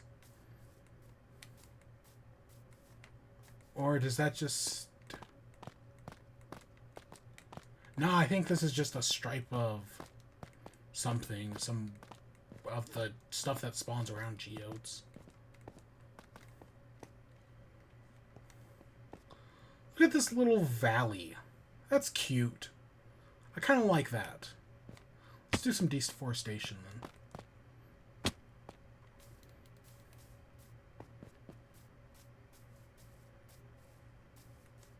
Yeah.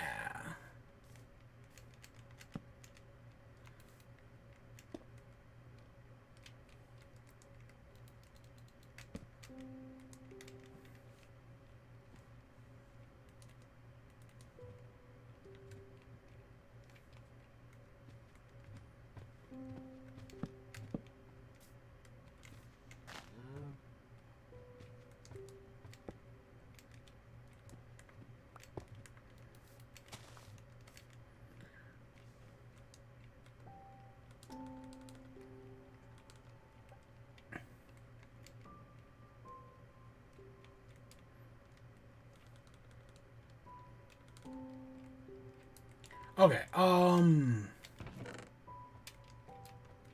so what were we talking about?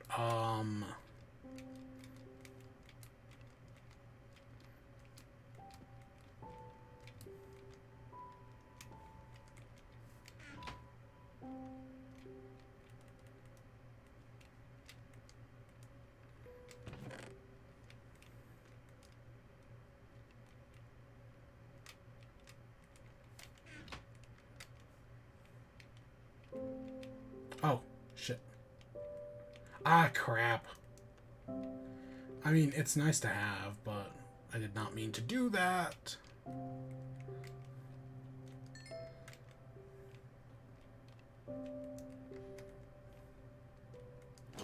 Okay, so Mario Kart 8. So the new Mario Kart 8 update came out recently, and there was a massive data mine about the future courses. And so I'm going to pull up those future courses. We'll talk about the actual... I did play the DLC. We'll talk about it here in a little bit. I think I'm going to use Game Explains because they're the easy ones.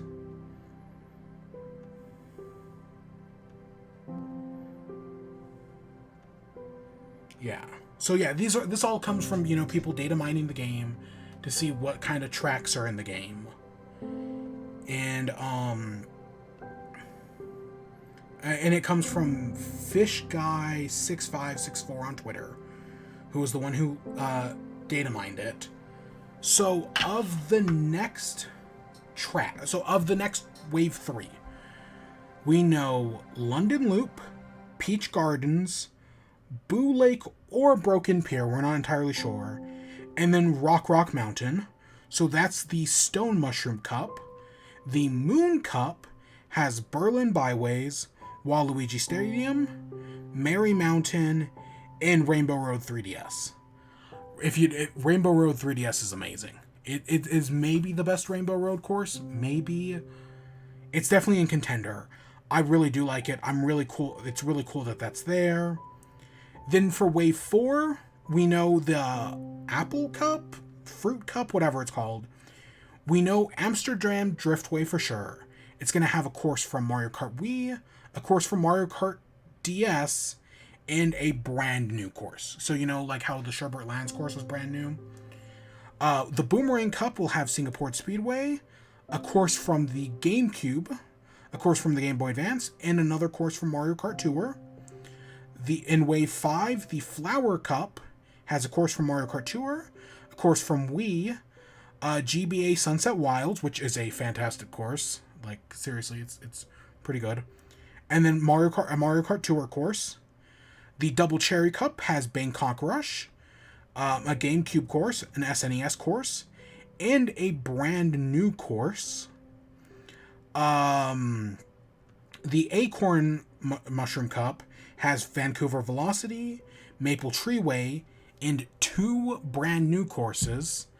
And then the Blue Shell Cup has a Mario Kart Tour course, a GameCube course, a brand new course, and a Wii course.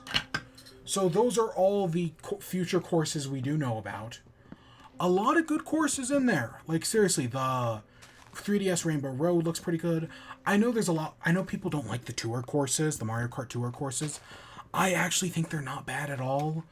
Especially because I like how they switch paths every time. That every time you do them, they're a little, like, they get some changes. I like that. That's a good gimmick. I know some people don't like them. I think they're fine, actually. So yeah, that's all sounds good. All the courses we got. Merry Mountain, a Christmas themed course, is a great idea. All of that seems really interesting. Other courses I want to see. Mushroom Expressway from the GameCube. I think that one's a pretty solid bit. Peach Gardens. I know Peach Gardens is in the Mushroom Cup, or in the Rock Mushroom Cup. Great course. I remember that being a great course from the DS version. So yeah, that's a great pick right there.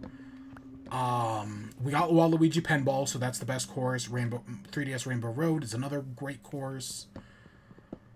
What other Wii course? I definitely think I would be surprised if by the end of this we don't have all the Rainbow Roads. Because right now in the default game we have SNES, N64, and the new one. So if we're getting 3DS, I could also see us getting Wii Rainbow Road, GameCube Rainbow Road, and then I don't think GBA Rainbow Road is that different, but I could see us getting the last 2 Rainbow Roads at least. That just makes sense. I think that's a very obvious skit. I don't know if... I'm assuming we're not just gonna get the Velocity courses, right? Velocity, Rush, all the real-world courses. I know, like, Merry Mountain's one of the other ones. I know there are other courses in Tour besides, you know, the city-themed ones. I don't know. If you give me a second, I made a list of every Mario Kart course at some point. It is cool we're getting new courses. Again, they said these were going to be all courses from previous games. And while I don't know entirely how I feel about Sky High Sunday, because I've only played it once, I don't know. The idea of new courses is actually pretty cool. At least they're new in the... Right, because Sky High Sunday, the same day it came out on the Switch version, it was also being announced to come to Mario Kart Tour. So these new courses might just be Mario Kart Tour courses that are also being ported to the big game as well. So I know some people don't like that idea, but it's very possible. Oh, give me a second. Where is my list of Mario Kart courses? Oh, here we are. So let's see. Of the Mario Kart courses, New York Minutes... So, London Loop, Sydney Sprint. I legitimately... the only one they don't have in this list is, I think, Los Angeles Laps. I think they have Vancouver Velocity. They might not... Did they have Berlin Byway? Berlin Byway in here? Amsterdam... So yeah, if I had to guess the two other courses, and the Flower Cup is going to have like Berlin Byway, and the Blue Mushroom Cup is going to have London Loops, or Los Angeles Loops. But I'm going to guess all the tour courses are going to be here. Plus, you know, whatever else. It doesn't look like there's that many other tour courses. I feel like they've kind of used them all. So I have no idea what other tour courses they're talking about. But I guess we'll find out.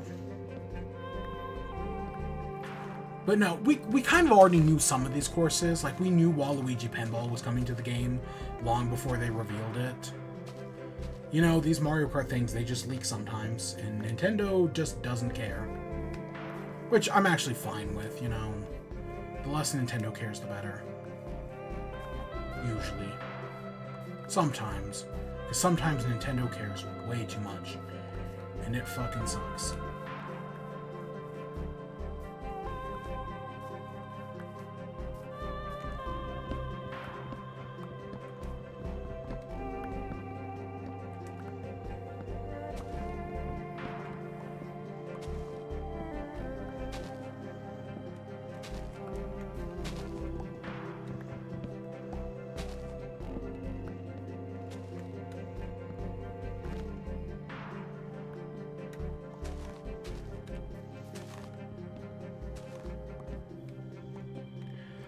But yeah, that's... So, other courses... There's plenty of other courses from all the games that could make it in here.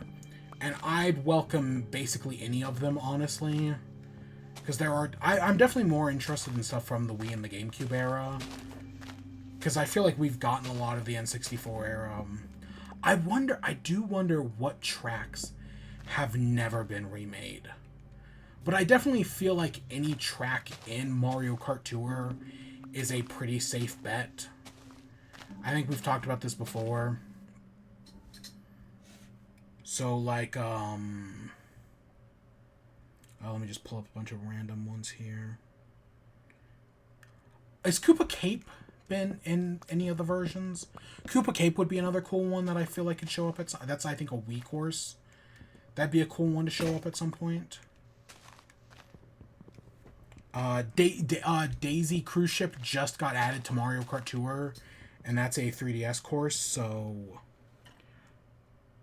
Interestingly enough, none of these future courses are 3DS. So Rainbow Road 3DS might be the last 3DS course we're getting. Actually, wait, Daisy Cruise Ship. No, wait, never mind. Daisy Cruise Ship is a GameCube course. I always think of the 3DS version first. Because I like the 3DS version better. But no, it's a GameCube course, isn't it?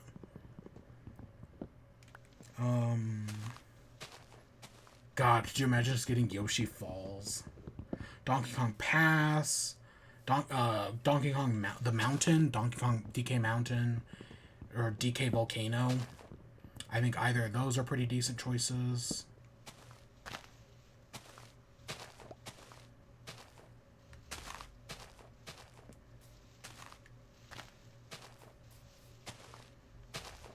But yeah, so that's all. But we now, and this all came through like music files, because they basically left in a bunch of music data, and while the music data tells us some details, it doesn't tell us certain details about other things. So like we know that, oh, this is a GameCube course, but we don't know like what GameCube course. We just know it's from the GameCube.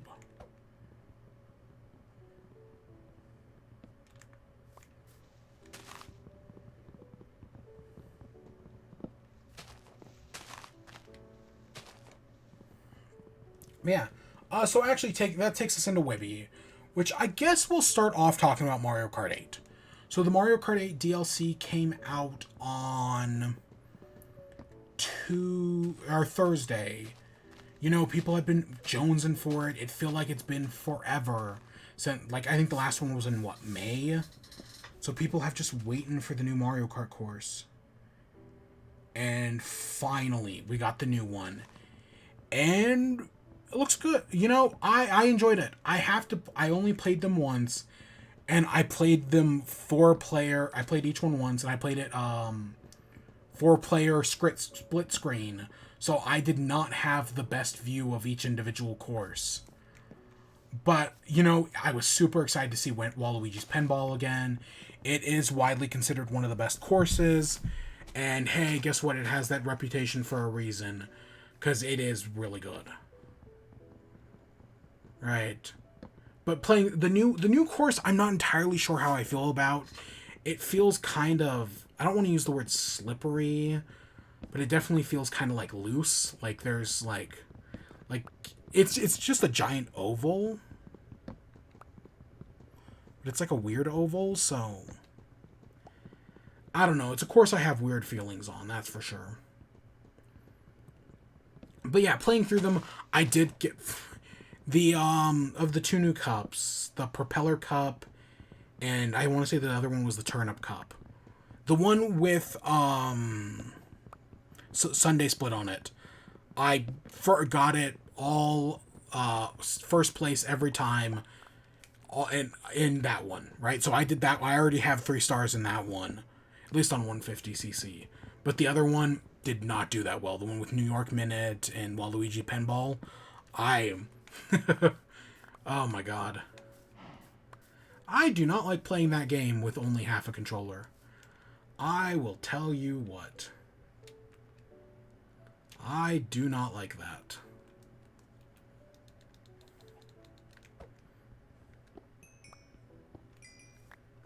I'll take these. I'll take this.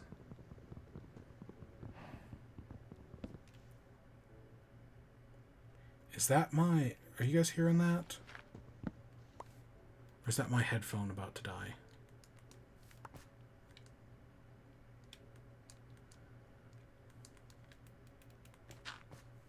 Give me a second.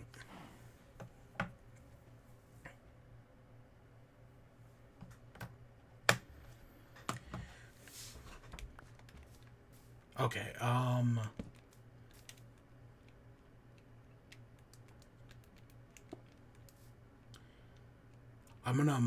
gonna make a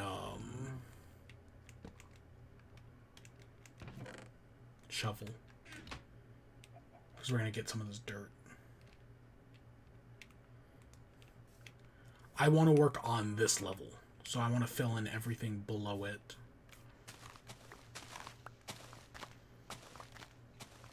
So yeah, we're gonna work on this, and yeah, this is, even though this is not the pristine location for a base, this is where I'm gonna put a base. Because why not?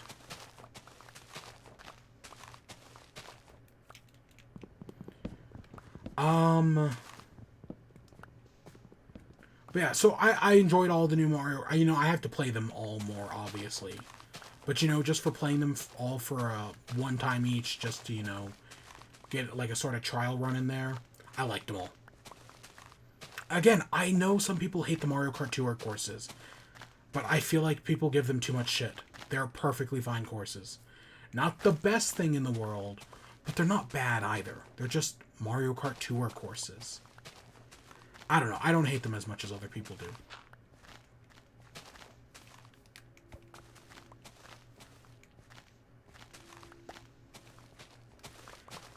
What else? I played Freshly Frosted, you know, the donut conveyor belt game. I officially have beaten it. It took me, I don't know, maybe like 6 hours total to beat.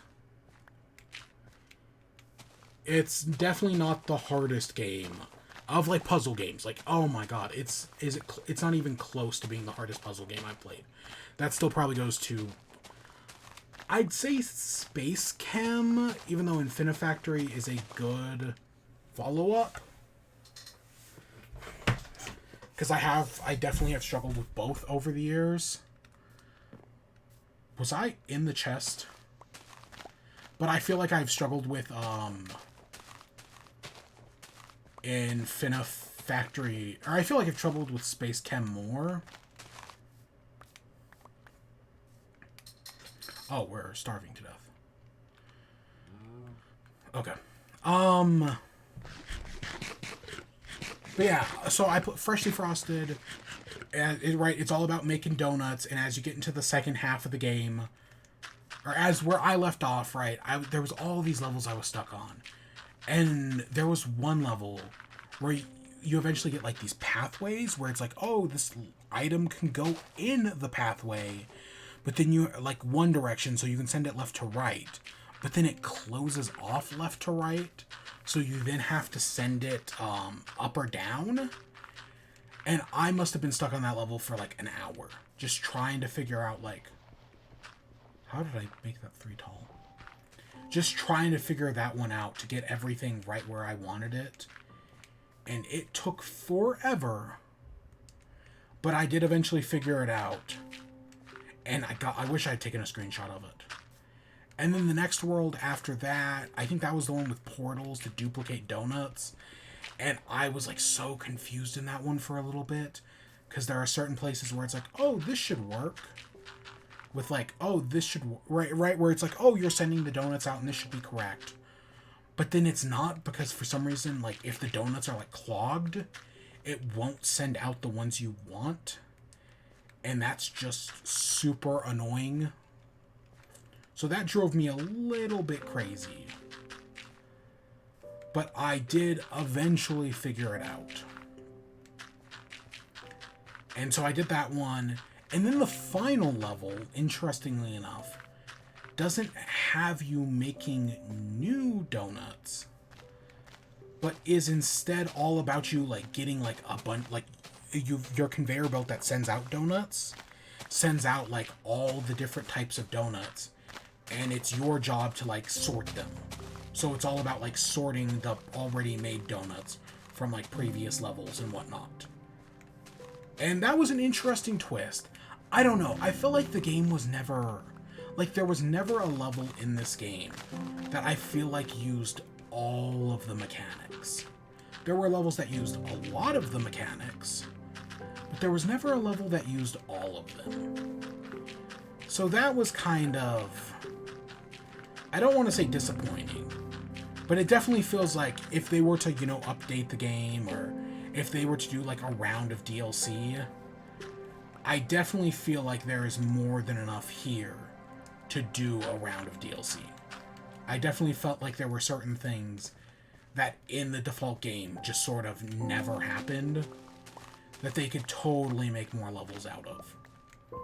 And I would be totally open to paying for more levels. Again, it was a $10 game. I'm happy to support developers and give them more money. Right, and so if they make like a DLC that adds in like a dozen, that adds in, I don't know, let's say like 3 more boxes, bringing us up to what, 15-ish? I'd be fine with that. I'd be perfectly happy with that. Because I think the default game had 12. And yeah, it's just a really simple beat. It's a very uplifting, very positive game, just about making donuts. You know, you make some donuts and It never got as complicated as I wanted it to, but like I said, the fact that I did beat it actually tells you a lot, because I definitely don't beat every puzzle game I set out to beat. I beat some of them, but definitely not all of them. That's for sure. Okay, I got to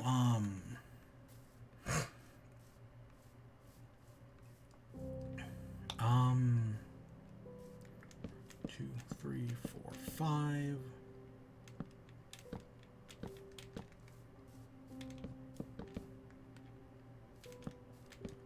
It's not a very large area, but it'll work.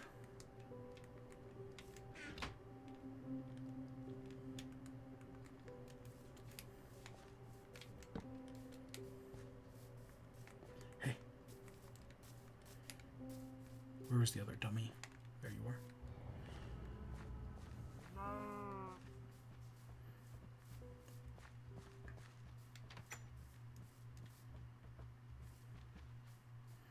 I don't need much, but I need cows. For, you know, something.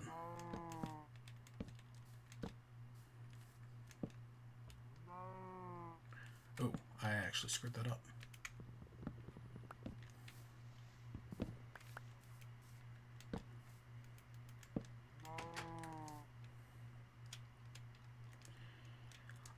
What else? Did I play anything else? Well, okay, I did play Pokemon. But there's a little bit of an asterisk there. Because while I did play Pokemon,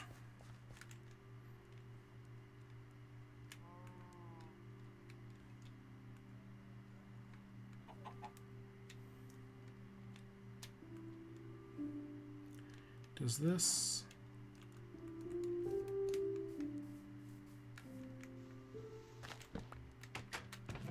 Okay, good.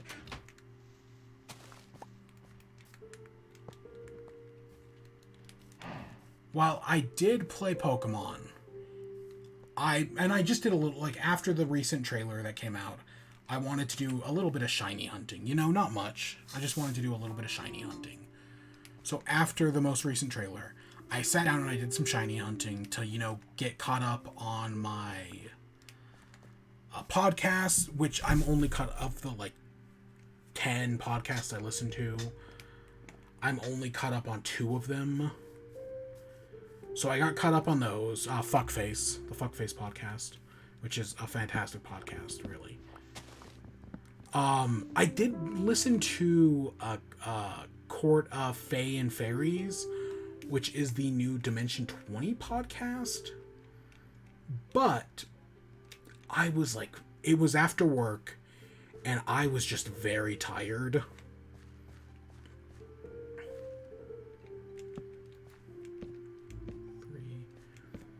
5, 6, 7, 8, 9, 10.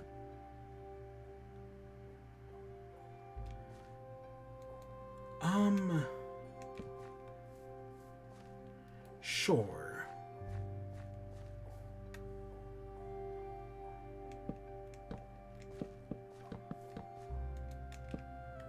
So yeah, I was very tired afterwards. So I admittedly did not get nearly as much time in, right, like I listened to it.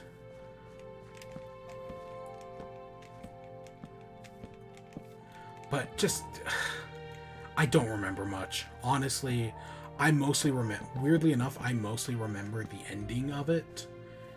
Which is kind of, not where all hell breaks loose, but like, you know, just a lot of shit happens in the ending.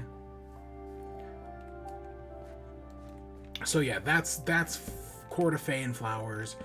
I'm excited. It's oh god, she's one of the million names I pronounce wrong. Abrea, who I think is an amazing DM, and I love her style so much. So I'm super excited to, you know, see her do more D&D, do another Dimension 20. So I'm excited for Court of Fae and Flowers. I was tired, man. It had been a long day, but I wanted to listen to it, and yeah, I was very in and out, and I mostly remember the ending, right, with with the bird, and how they just get threatened by their grandfather. Yeah, yeah. So I've been shiny hunting in Legends Arceus. I have not. I've gone through, I want to say, like 400 Pokemon. Of the 400 I have gone through, only I have found like 7 or 8 shinies. None of them are what I'm looking for. Like, seriously, I have found so many shinies, and not one is what I want. I'm going to do a stone. Do I want to do stone? I'm going to do stone just because it's easier to get than deep slate.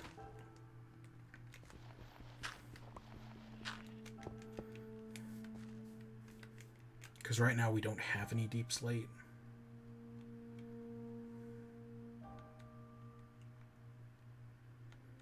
Where are doors?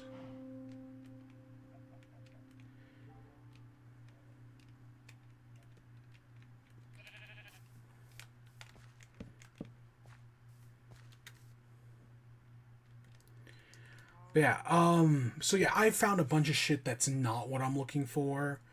But while doing it, so in the past, like, I feel like the past, like, month or so, I've been hearing about this, Morbius the musical, and Morbin Time the musical. And I remember hearing that it was coming out on the 5th, August 5th. Because they recorded it in, like, July, but they were teasing that they were finally going to release it. And I was like, oh, you know what? I'm just, shiny hunting in Pokemon. This was earlier today. I'll listen to it. Sure, why not? It was like an hour long on YouTube. It's nothing special, but I think it's fine. For like a small budget little like musical that this is, I thought it was fine. I like the ending message. So the whole gimmick of this musical is I want to say it's like 9 people total, who, like, a bunch of like college students who want to be Broadway one day, just got together and were like, oh, I know it was helmed by the two guys mostly, and they were like, oh, we're gonna make this musical about Morbin Time, right, back when that was the huge meme. So they made a musical. It's like they say they'd never seen the movie, and like they reference that we haven't seen the movie, we've read the Wikipedia page, and it's more or less the plot of the movie Morbius, and it's just about them doing the plot of the movie more or less, with the occasional musical number.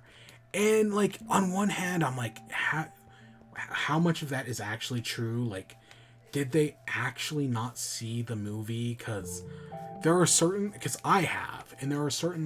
in this Morbin Time musical that definitely make me think that they have seen this movie. But there are other things that are like, yeah, you know what, they could have just read that on the Wikipedia page. So yeah, and it's just Morbius. They really, for being called Morbin Time the musical, they say it in the opening song, and then like at one other point during like the height of the movie, when he chooses to like do the red blood, and it's very understated. Right? I never saw the Ratatouille musical, but I feel like the Ratatouille musical was something like this as well. Right? It also reminds me of those, like, The Guy Who Doesn't Like Musicals, or Twisted, right? It reminds me of something like that. Even though I know those had bigger budgets and probably more care put into them, whereas this was a lot more of a joke. Right? Just making fun of a meme that definitely isn't relevant anymore. But I was like, I'm shiny hunting Pokemon, I'll listen to it. I do like the ending message, because at the end, there's this whole bit, right? Because throughout the movie, it's like, oh, Michael Morbius, you created this blue blood.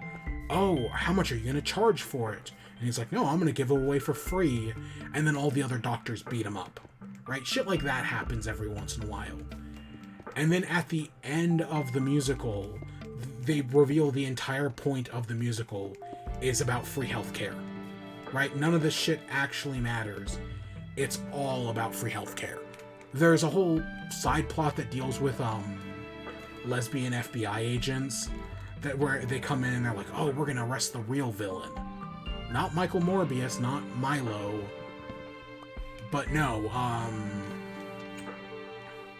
the real villain is the American medical system and how it just absolutely fucks people over.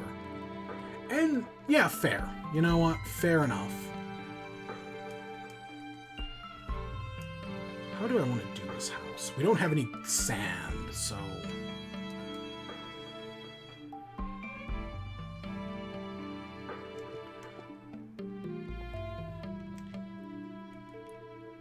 I don't actually have to worry about that. This is not a pretty house. I should just straight up say, this is not and was never meant to be a pretty house.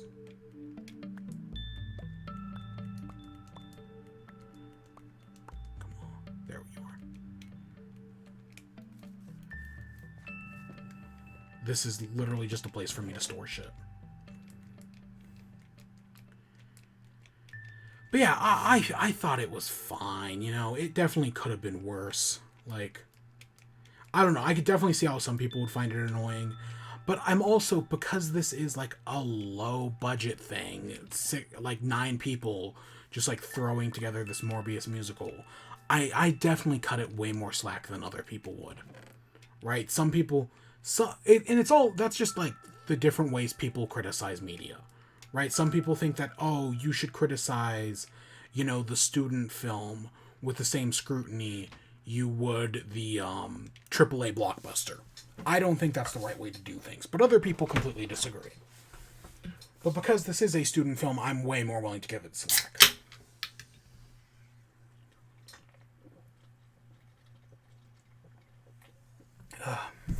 That's good. I mean, I thought it was fine. It's Morbin time. It's time for morbing in morb-shaped places. So we're doing all of this to get cake, I should say. I've got these. We'll make a wheat farm somewheres in here. Let's actually do that now.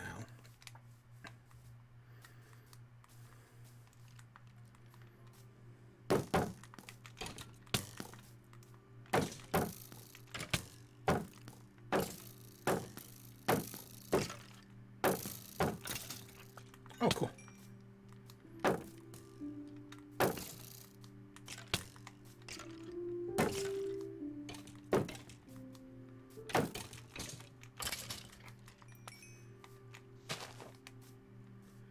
Oh, did we just get any bones? Hey, pup. Nope, guess what? You'll never love me.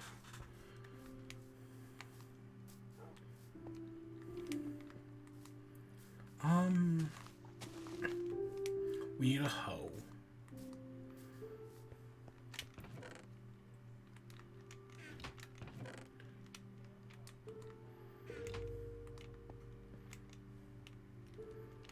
Yeah, we don't have any glass for,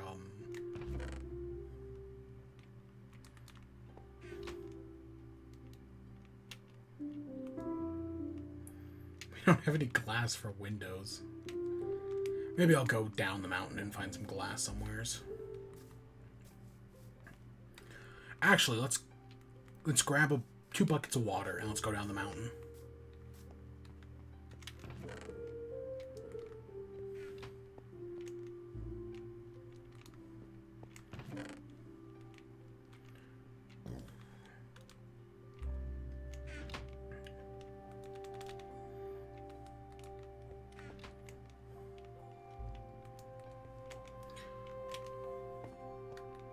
So yeah, I think that's all I did recently. Like I didn't play again. I think I mentioned last week I started a new job. So I've just been busy with work, you know, and that's Is exactly what I worried about. I wonder if these... So there's a bunch of iron on this mountain. I wonder if these... I know there are those special veins of ore that have increased amounts of copper and iron. I wonder if that's from those, right? It's just a thought, but I think it's completely possible.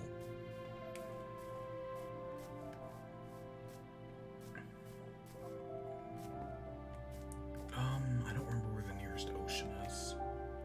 Actually, I think it was back this way. But the other thing I did, so I haven't played any games other than a little. I finished Freshly Frosted like days ago, right? I finished that like Sunday night. So basically like the next day from the last time we streamed. And then I played a little bit of Pokemon, but other than that, you know, I haven't really been doing much else. But I have been watching The Boys. So last time we talked... Oh yeah, see, it's right there. We talked about The Boys. Did I forget to bring the shovel? Oh my god, I forgot to bring the shovel. Last time we talked about The Boys Season 3. And The Boys Season 2, and I really enjoyed it. Superhero show, it's kind of whatever.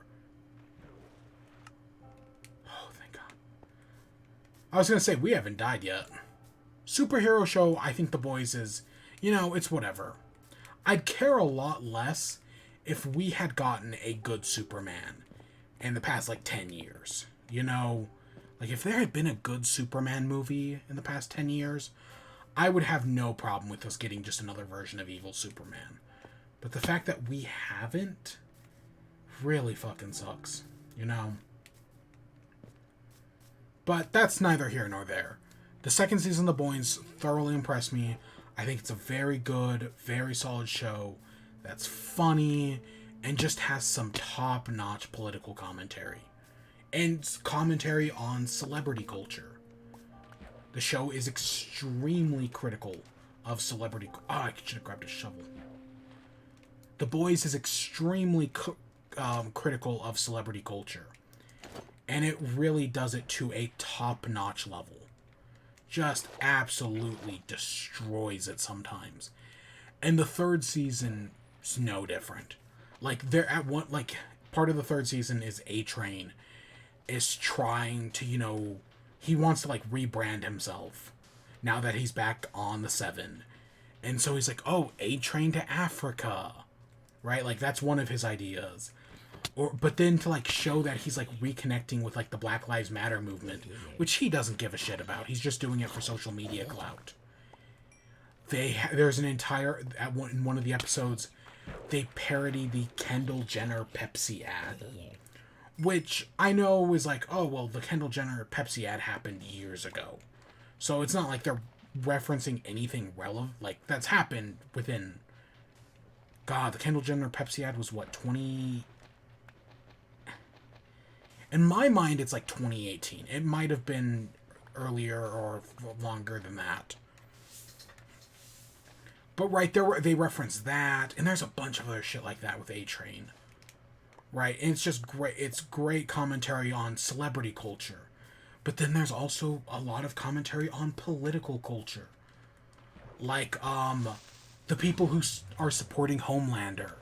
Right, like there's a sign in the last episode, one of Homelander's supporters, that just says, God's guns and Homelander. And, you know, there was a lot of stuff in, like, QAnon-related stuff. And with Starlight, and that definitely continues this, or Stormfront, I mean. But Starlight becomes a whistleblower this season. And so that's a lot to talk about, and like,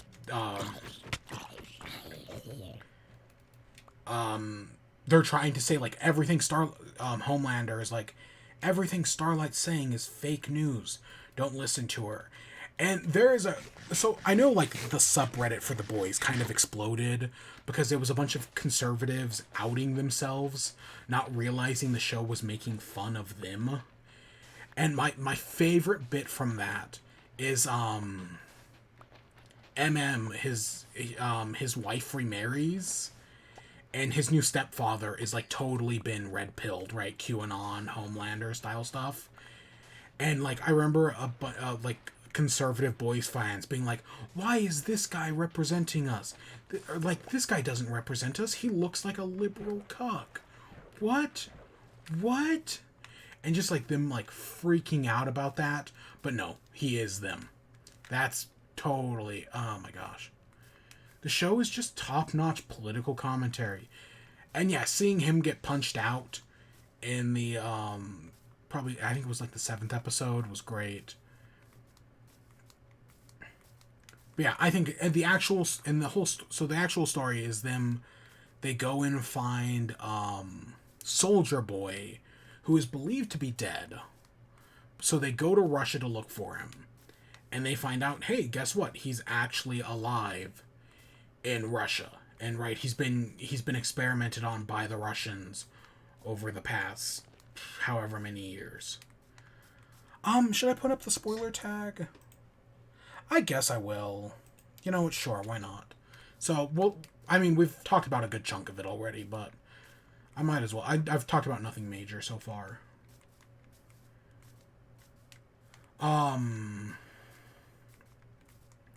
Meanwhile, Butcher, right, there's the Maeve gives Butcher Temp V, which gives him powers for 24 hours.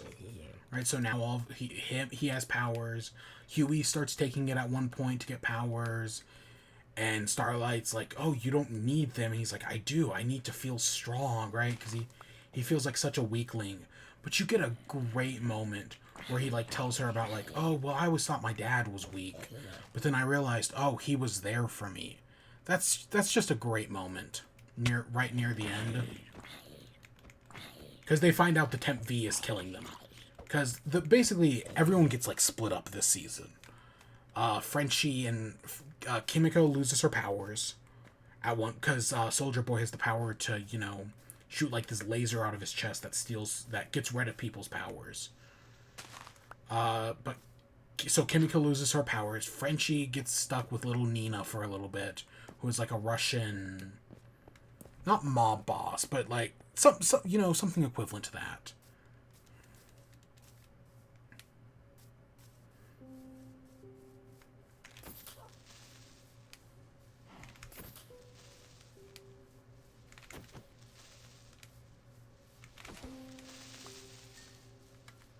So yeah, that's where so yeah, Frenchie gets stuck with him. MM tries to spend time with his family, but then ends up separating from Huey and Butcher when they figure out that right, when Soldier Boy, because Butcher and Huey want to use Soldier Boy to kill Homelander, but Mother's Milk doesn't want that. MM. So that's great tension. Starlight agrees with MM and tries to help him out. So yeah, all around you get some great tension there between the groups. Meanwhile, Huey has just been like beaten, right? The fact that the senator he was helping is actually a soup who works for Vought just breaks his spirit. So he's like, yep, whatever it takes. The best episode is fucking episode 6, Herogasm, where, right, Huey and Butcher are trying to help Soldier Boy kill the TNT twins. And the TNT twins are hosting Herogasm, which is like this hero orgy. And it's right, it like the deep fucks an octopus at one point. Right? It gets all the guy with the long penis from season 2 shows back up, who was in the asylum. So you get all that shit. And it's funny. But then all the characters basically converge at Herogasm, except for Frenchie and Kimiko, and they make like several jokes out of it, because Frenchie really wanted to go to Herogasm. That was like one of his dreams.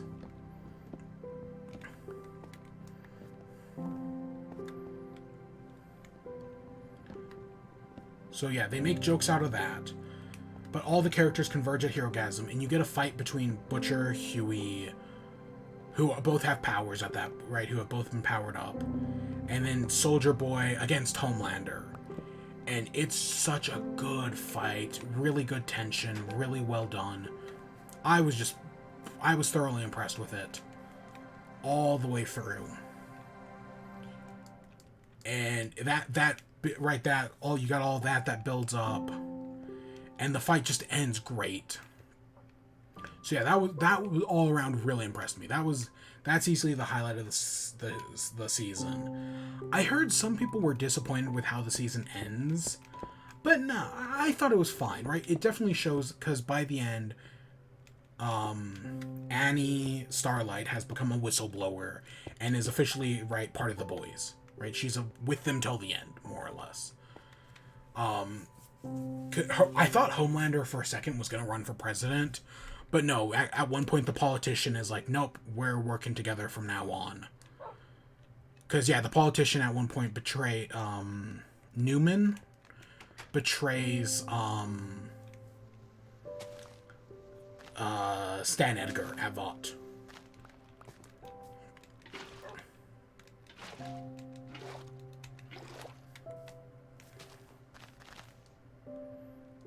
Didn't I? I was like, I made a stone hoe, didn't I?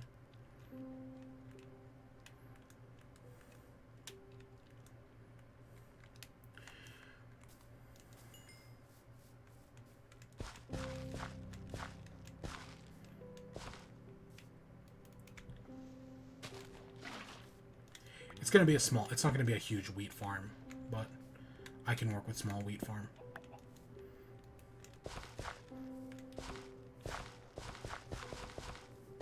I don't need it to be a large wheat farm.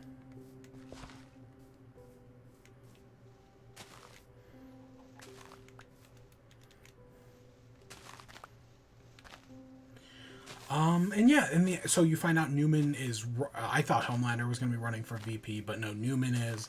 So if she gets elected, she can just kill the president with her powers. At one point, her daughter gets powers, but you never actually find out what happens to her. Butcher is dying. That, right, getting powers is basically more or less going to cost him his life. Because right, using the temp V too much will kill you, but Butcher has used it too much. So he's dying, but of course none of the other characters know that. There's a great flashback scene, I think episode 7, where you actually find out like what happened to Linny and Butcher, and it's really good. That was a great moment.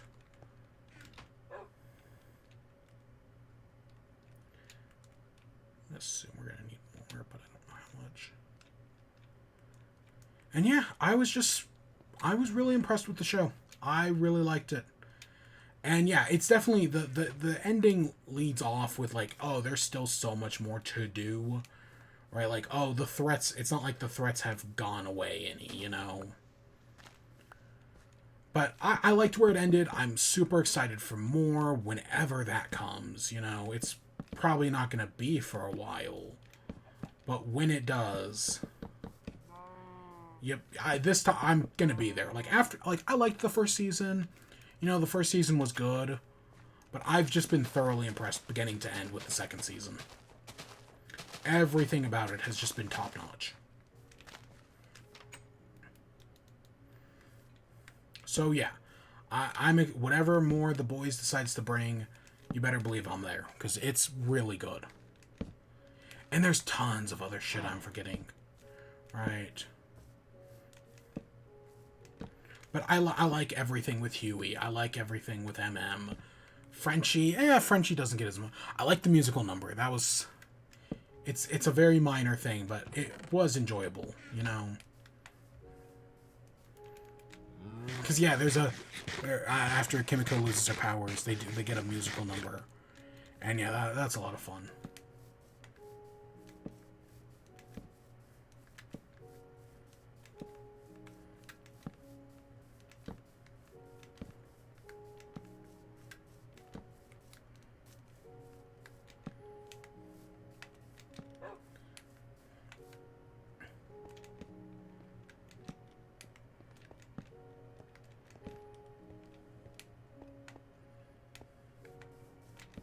But yeah, that was the boys.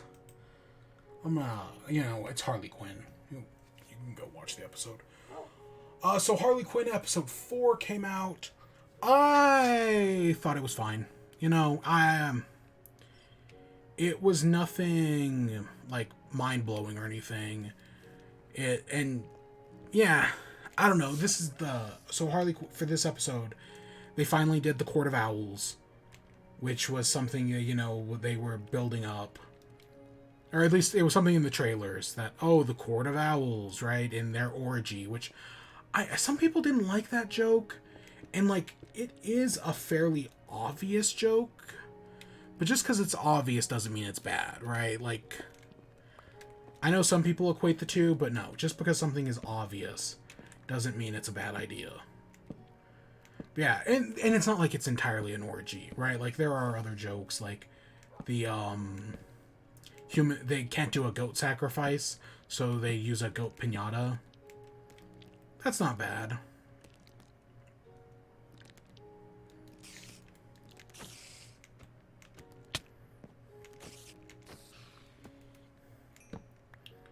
Yeah, so, and during that, you have, like, Ivy's lying to Harley, and that all gets blown over. But afterwards, like, once they do tell each other the truth, you do get a very cute moment between them, right? That's just, like, them expressing their love to each other in this, during an orgy, because that's when all the lies are revealed.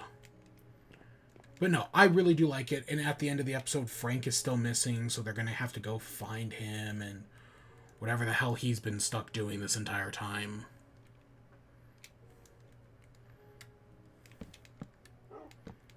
But I liked it.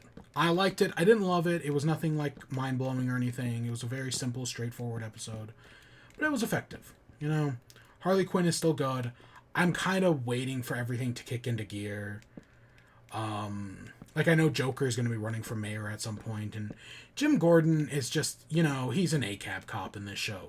Normally the joke around Jim Gordon is, or normally, not the joke, but like the thing about Jim Gordon is he's like the one good cop in a corrupt system. Not in Harley Quinn, no. He's just as corrupt as all the other cops. But he's running for mayor, and I know Joker's going to be running for mayor at some point, and that sounds like a lot of fun. I love Stepdad Joker, just because it's something that's the character that they've never done with the character before. So I feel like Stepdad Joker is a very fun idea. You know?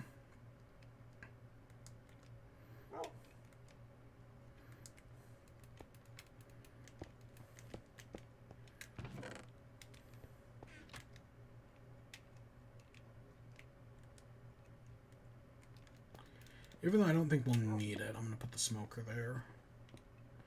So this is our little house. It ain't much, but it doesn't need to be much. It literally just needs to be a place where we can live, where we can have all the other ingredients for what we need to make. And to that end, I think it's effective. Enough. Okay, I need our sugar. The last thing we need for our cake is sugar.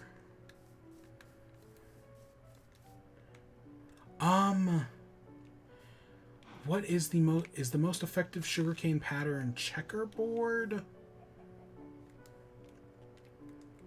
Okay, I admittedly do not remember.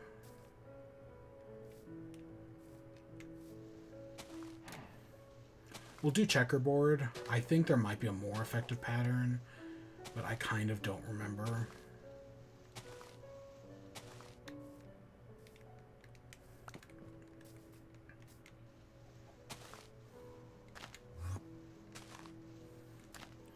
Yeah, anything else about Harley Quinn? No, just enjoying it and excited to see more. I'm expecting the show to fully kick into top gear, right? Like, right now, it feels, right, Ivy's, like, setting up and relationship drama. I don't know how I feel about the whole Clayface thing with Clayface standing in for the dead actor. I don't know, it has potential, but I do also feel that no Clayface bit has been as good as Stephanie in the second season. That was what a top-notch bit. Like, seriously, it's so funny and so well done as well.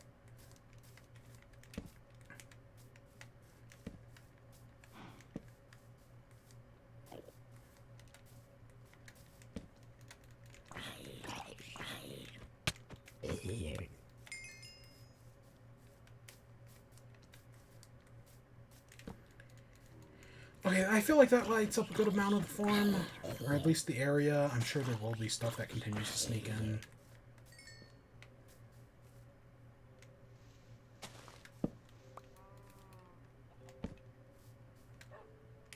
Yeah, I feel like that's good for the moment.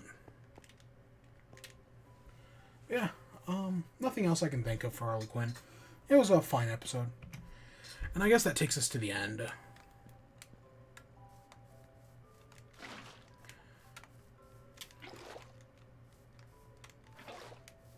So, like I said, today was all setup episode.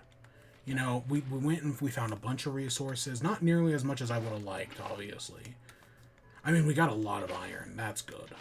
But, like, I would have liked more diamond. I would have liked, tons of other shit, you know. But we found a fair bit of iron. We got coal. We have more iron right there if we need it.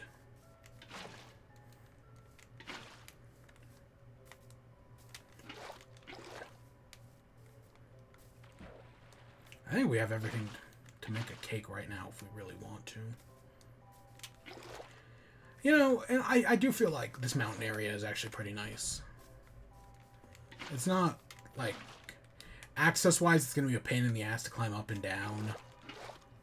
But it's fine.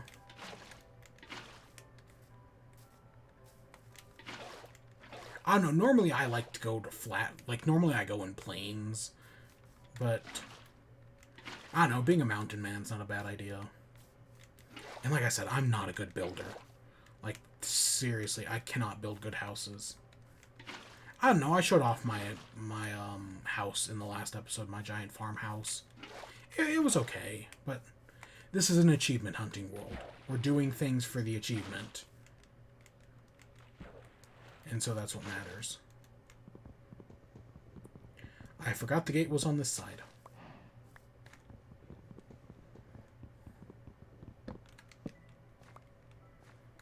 Okay, now we can move that over.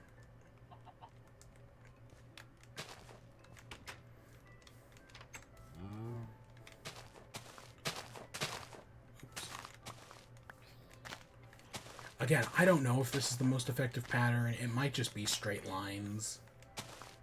I'm not entirely sure. Oof.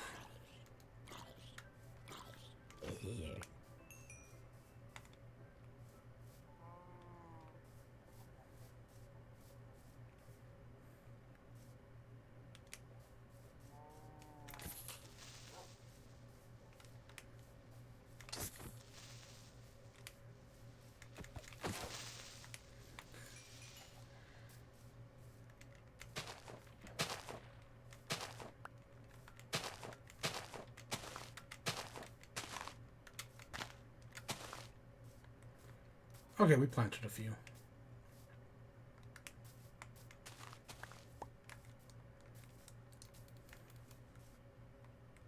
Let's go put all this stuff away.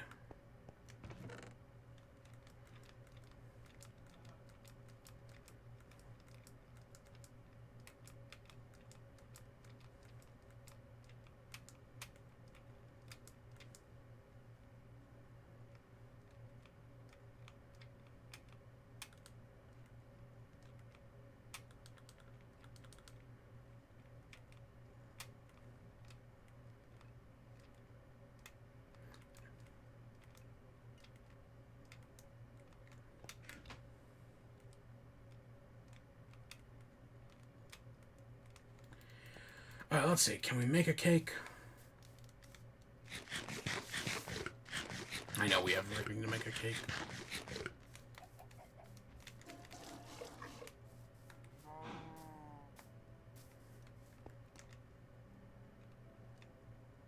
Oh, we forgot the egg. And having that one hopper is nice. Just because now we don't gotta worry about that chicken. Even if it's not spitting out much. You know, something's better than nothing.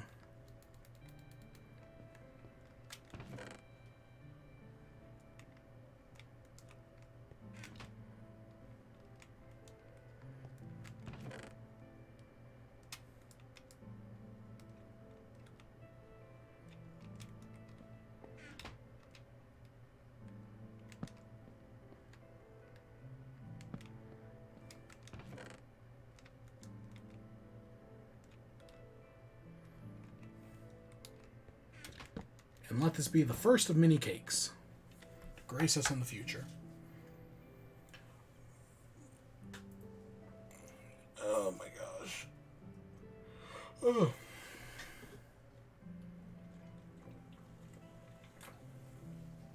Oh. Ooh. So yeah, that's all we got for this week. Like I said, I'm kind of sort of taking August off, you know, just to kind of got a new job, got to get in the groove of things. But once I do, you know, once I'm back in the groove, I'm sure we'll do something. But that will happen, you know, September-ish. Plus, we have Splatoon in September, so that'll be fun. You know, there's a lot to do.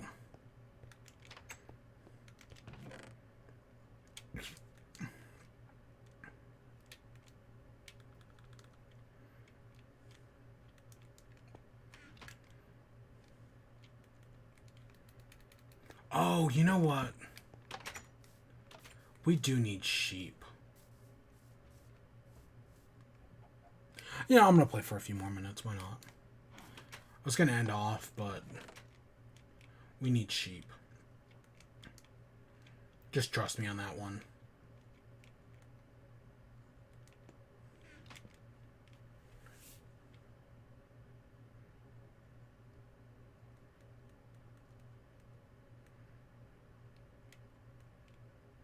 Okay, we actually probably don't need that much.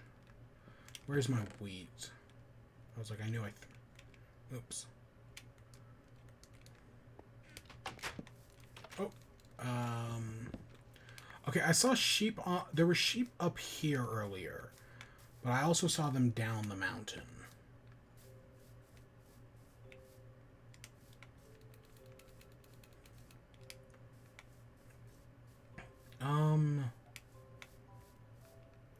I guess let's just put the pen right here.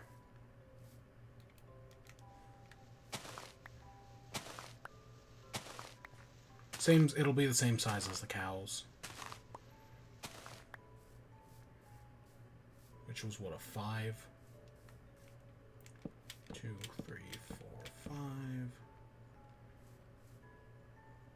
Yeah.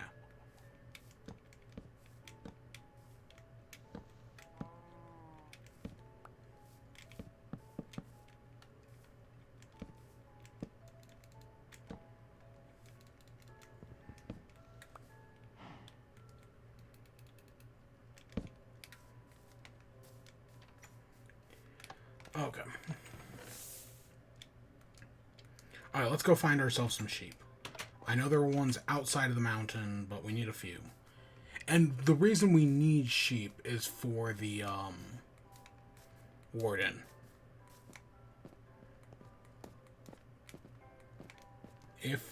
If/when we eventually find the warden, we're going to need some sheep for wool to get around the ancient cities.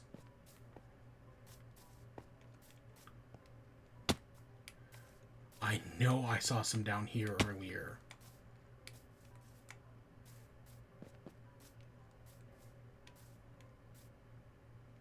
Pigs. More cows. I still cannot believe we survived that lava earlier.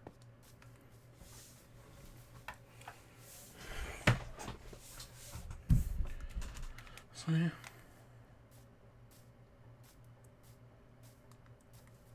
I know there were sheep up on the mountain, but I'm assuming they had gotten off or they went somewhere else.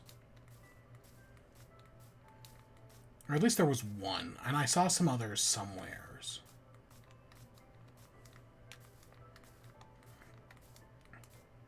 I don't know, it's weird, because I know in Java,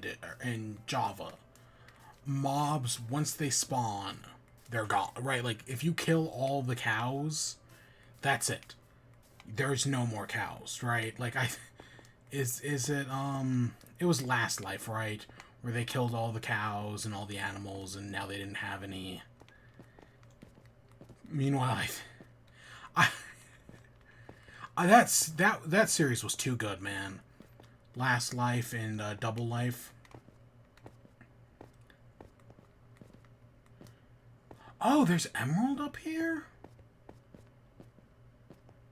Makes sense. I didn't even think to look.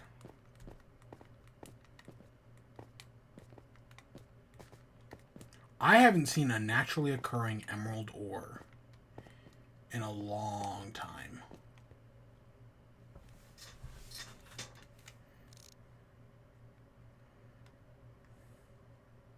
I know I have my simulation distance down very low. So that might be a part of it. Oh, do you think that wolf that was up here killed all the sheep? You. Where'd you go?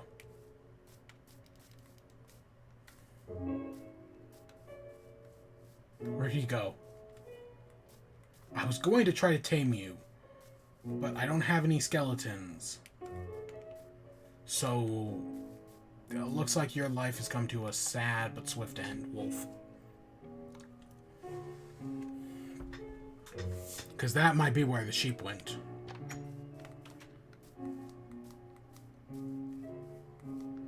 Or at least that would explain things.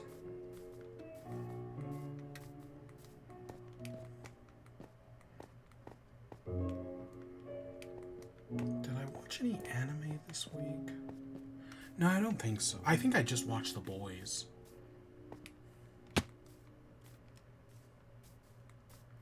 Oh no. Oh, look. Boom. Some spawned right there.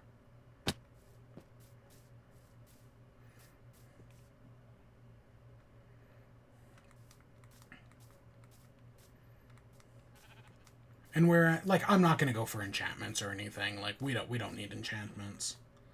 So like, we could breed more cows, but I'm not going to, because we don't need enchantments. But wool, we need wool, because that's how you sneak past the skulk sensors.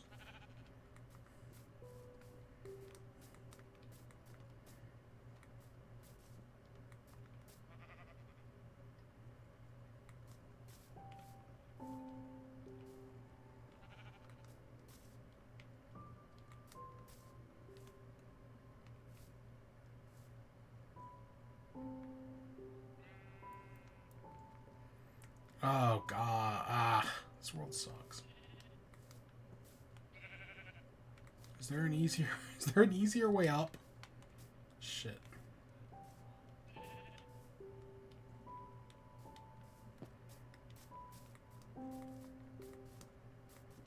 Oh, come on, don't fall. Don't fall!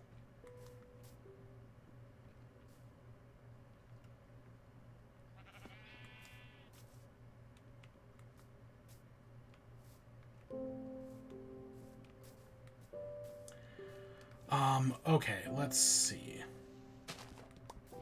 Okay, I'm gonna have to...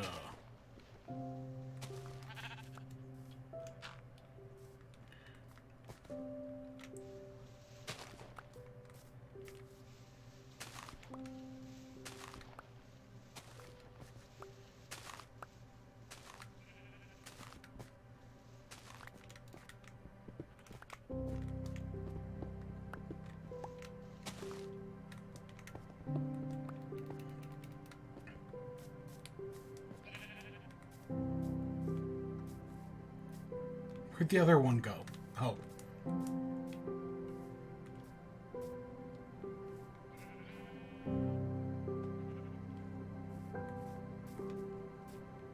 Hey.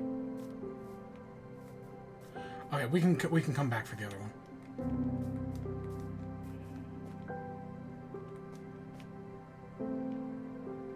Oh, here, look, there you are.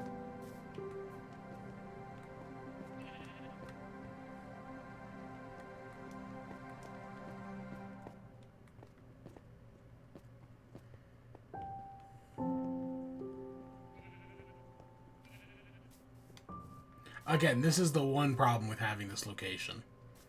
It's doing shit like this. But once we've done it once, it won't be an issue in the future.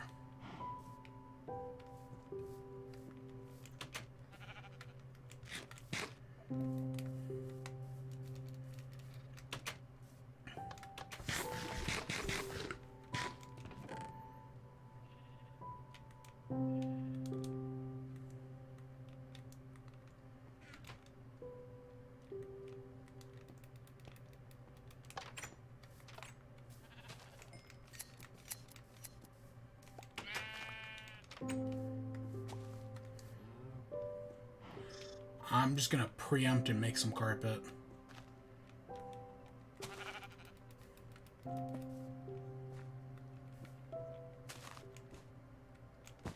Because that is so much easier than, you know, having to actually do anything.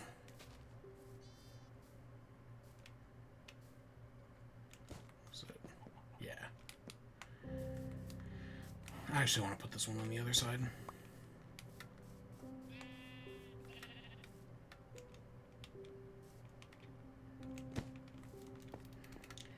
Honestly, having carpet is so much better than fence gates, but I can do a little bit of both.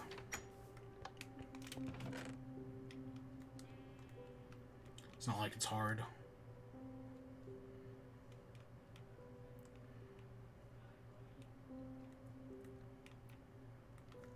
Okay, now I think we're gonna end off.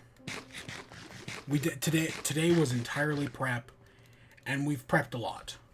Next time, hopefully we'll find an ancient city. I don't know, we're going to go caving again, probably some more, but I'm going to be less worried about materials because we have stacks of iron. We have gold. I want more diamonds, but yeah. Yeah, we have a stack and a half of iron, or stack and 45, plus another 45. We have some gold, we can always use more, but I need more diamond. Again, I think the hardest part... Oh, we also need redstone. I didn't pick up any redstone when we were down there. So we're going to have to go pick up some more, because we're going to need to make note blocks. But we can do that all next time.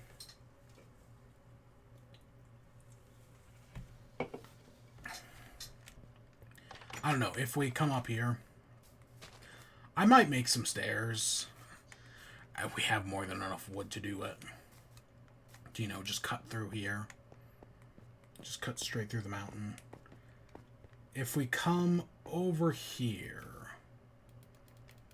there's that cave right there. I think that's where we're going to go. That's my plan at the moment anyways. I feel like that makes sense.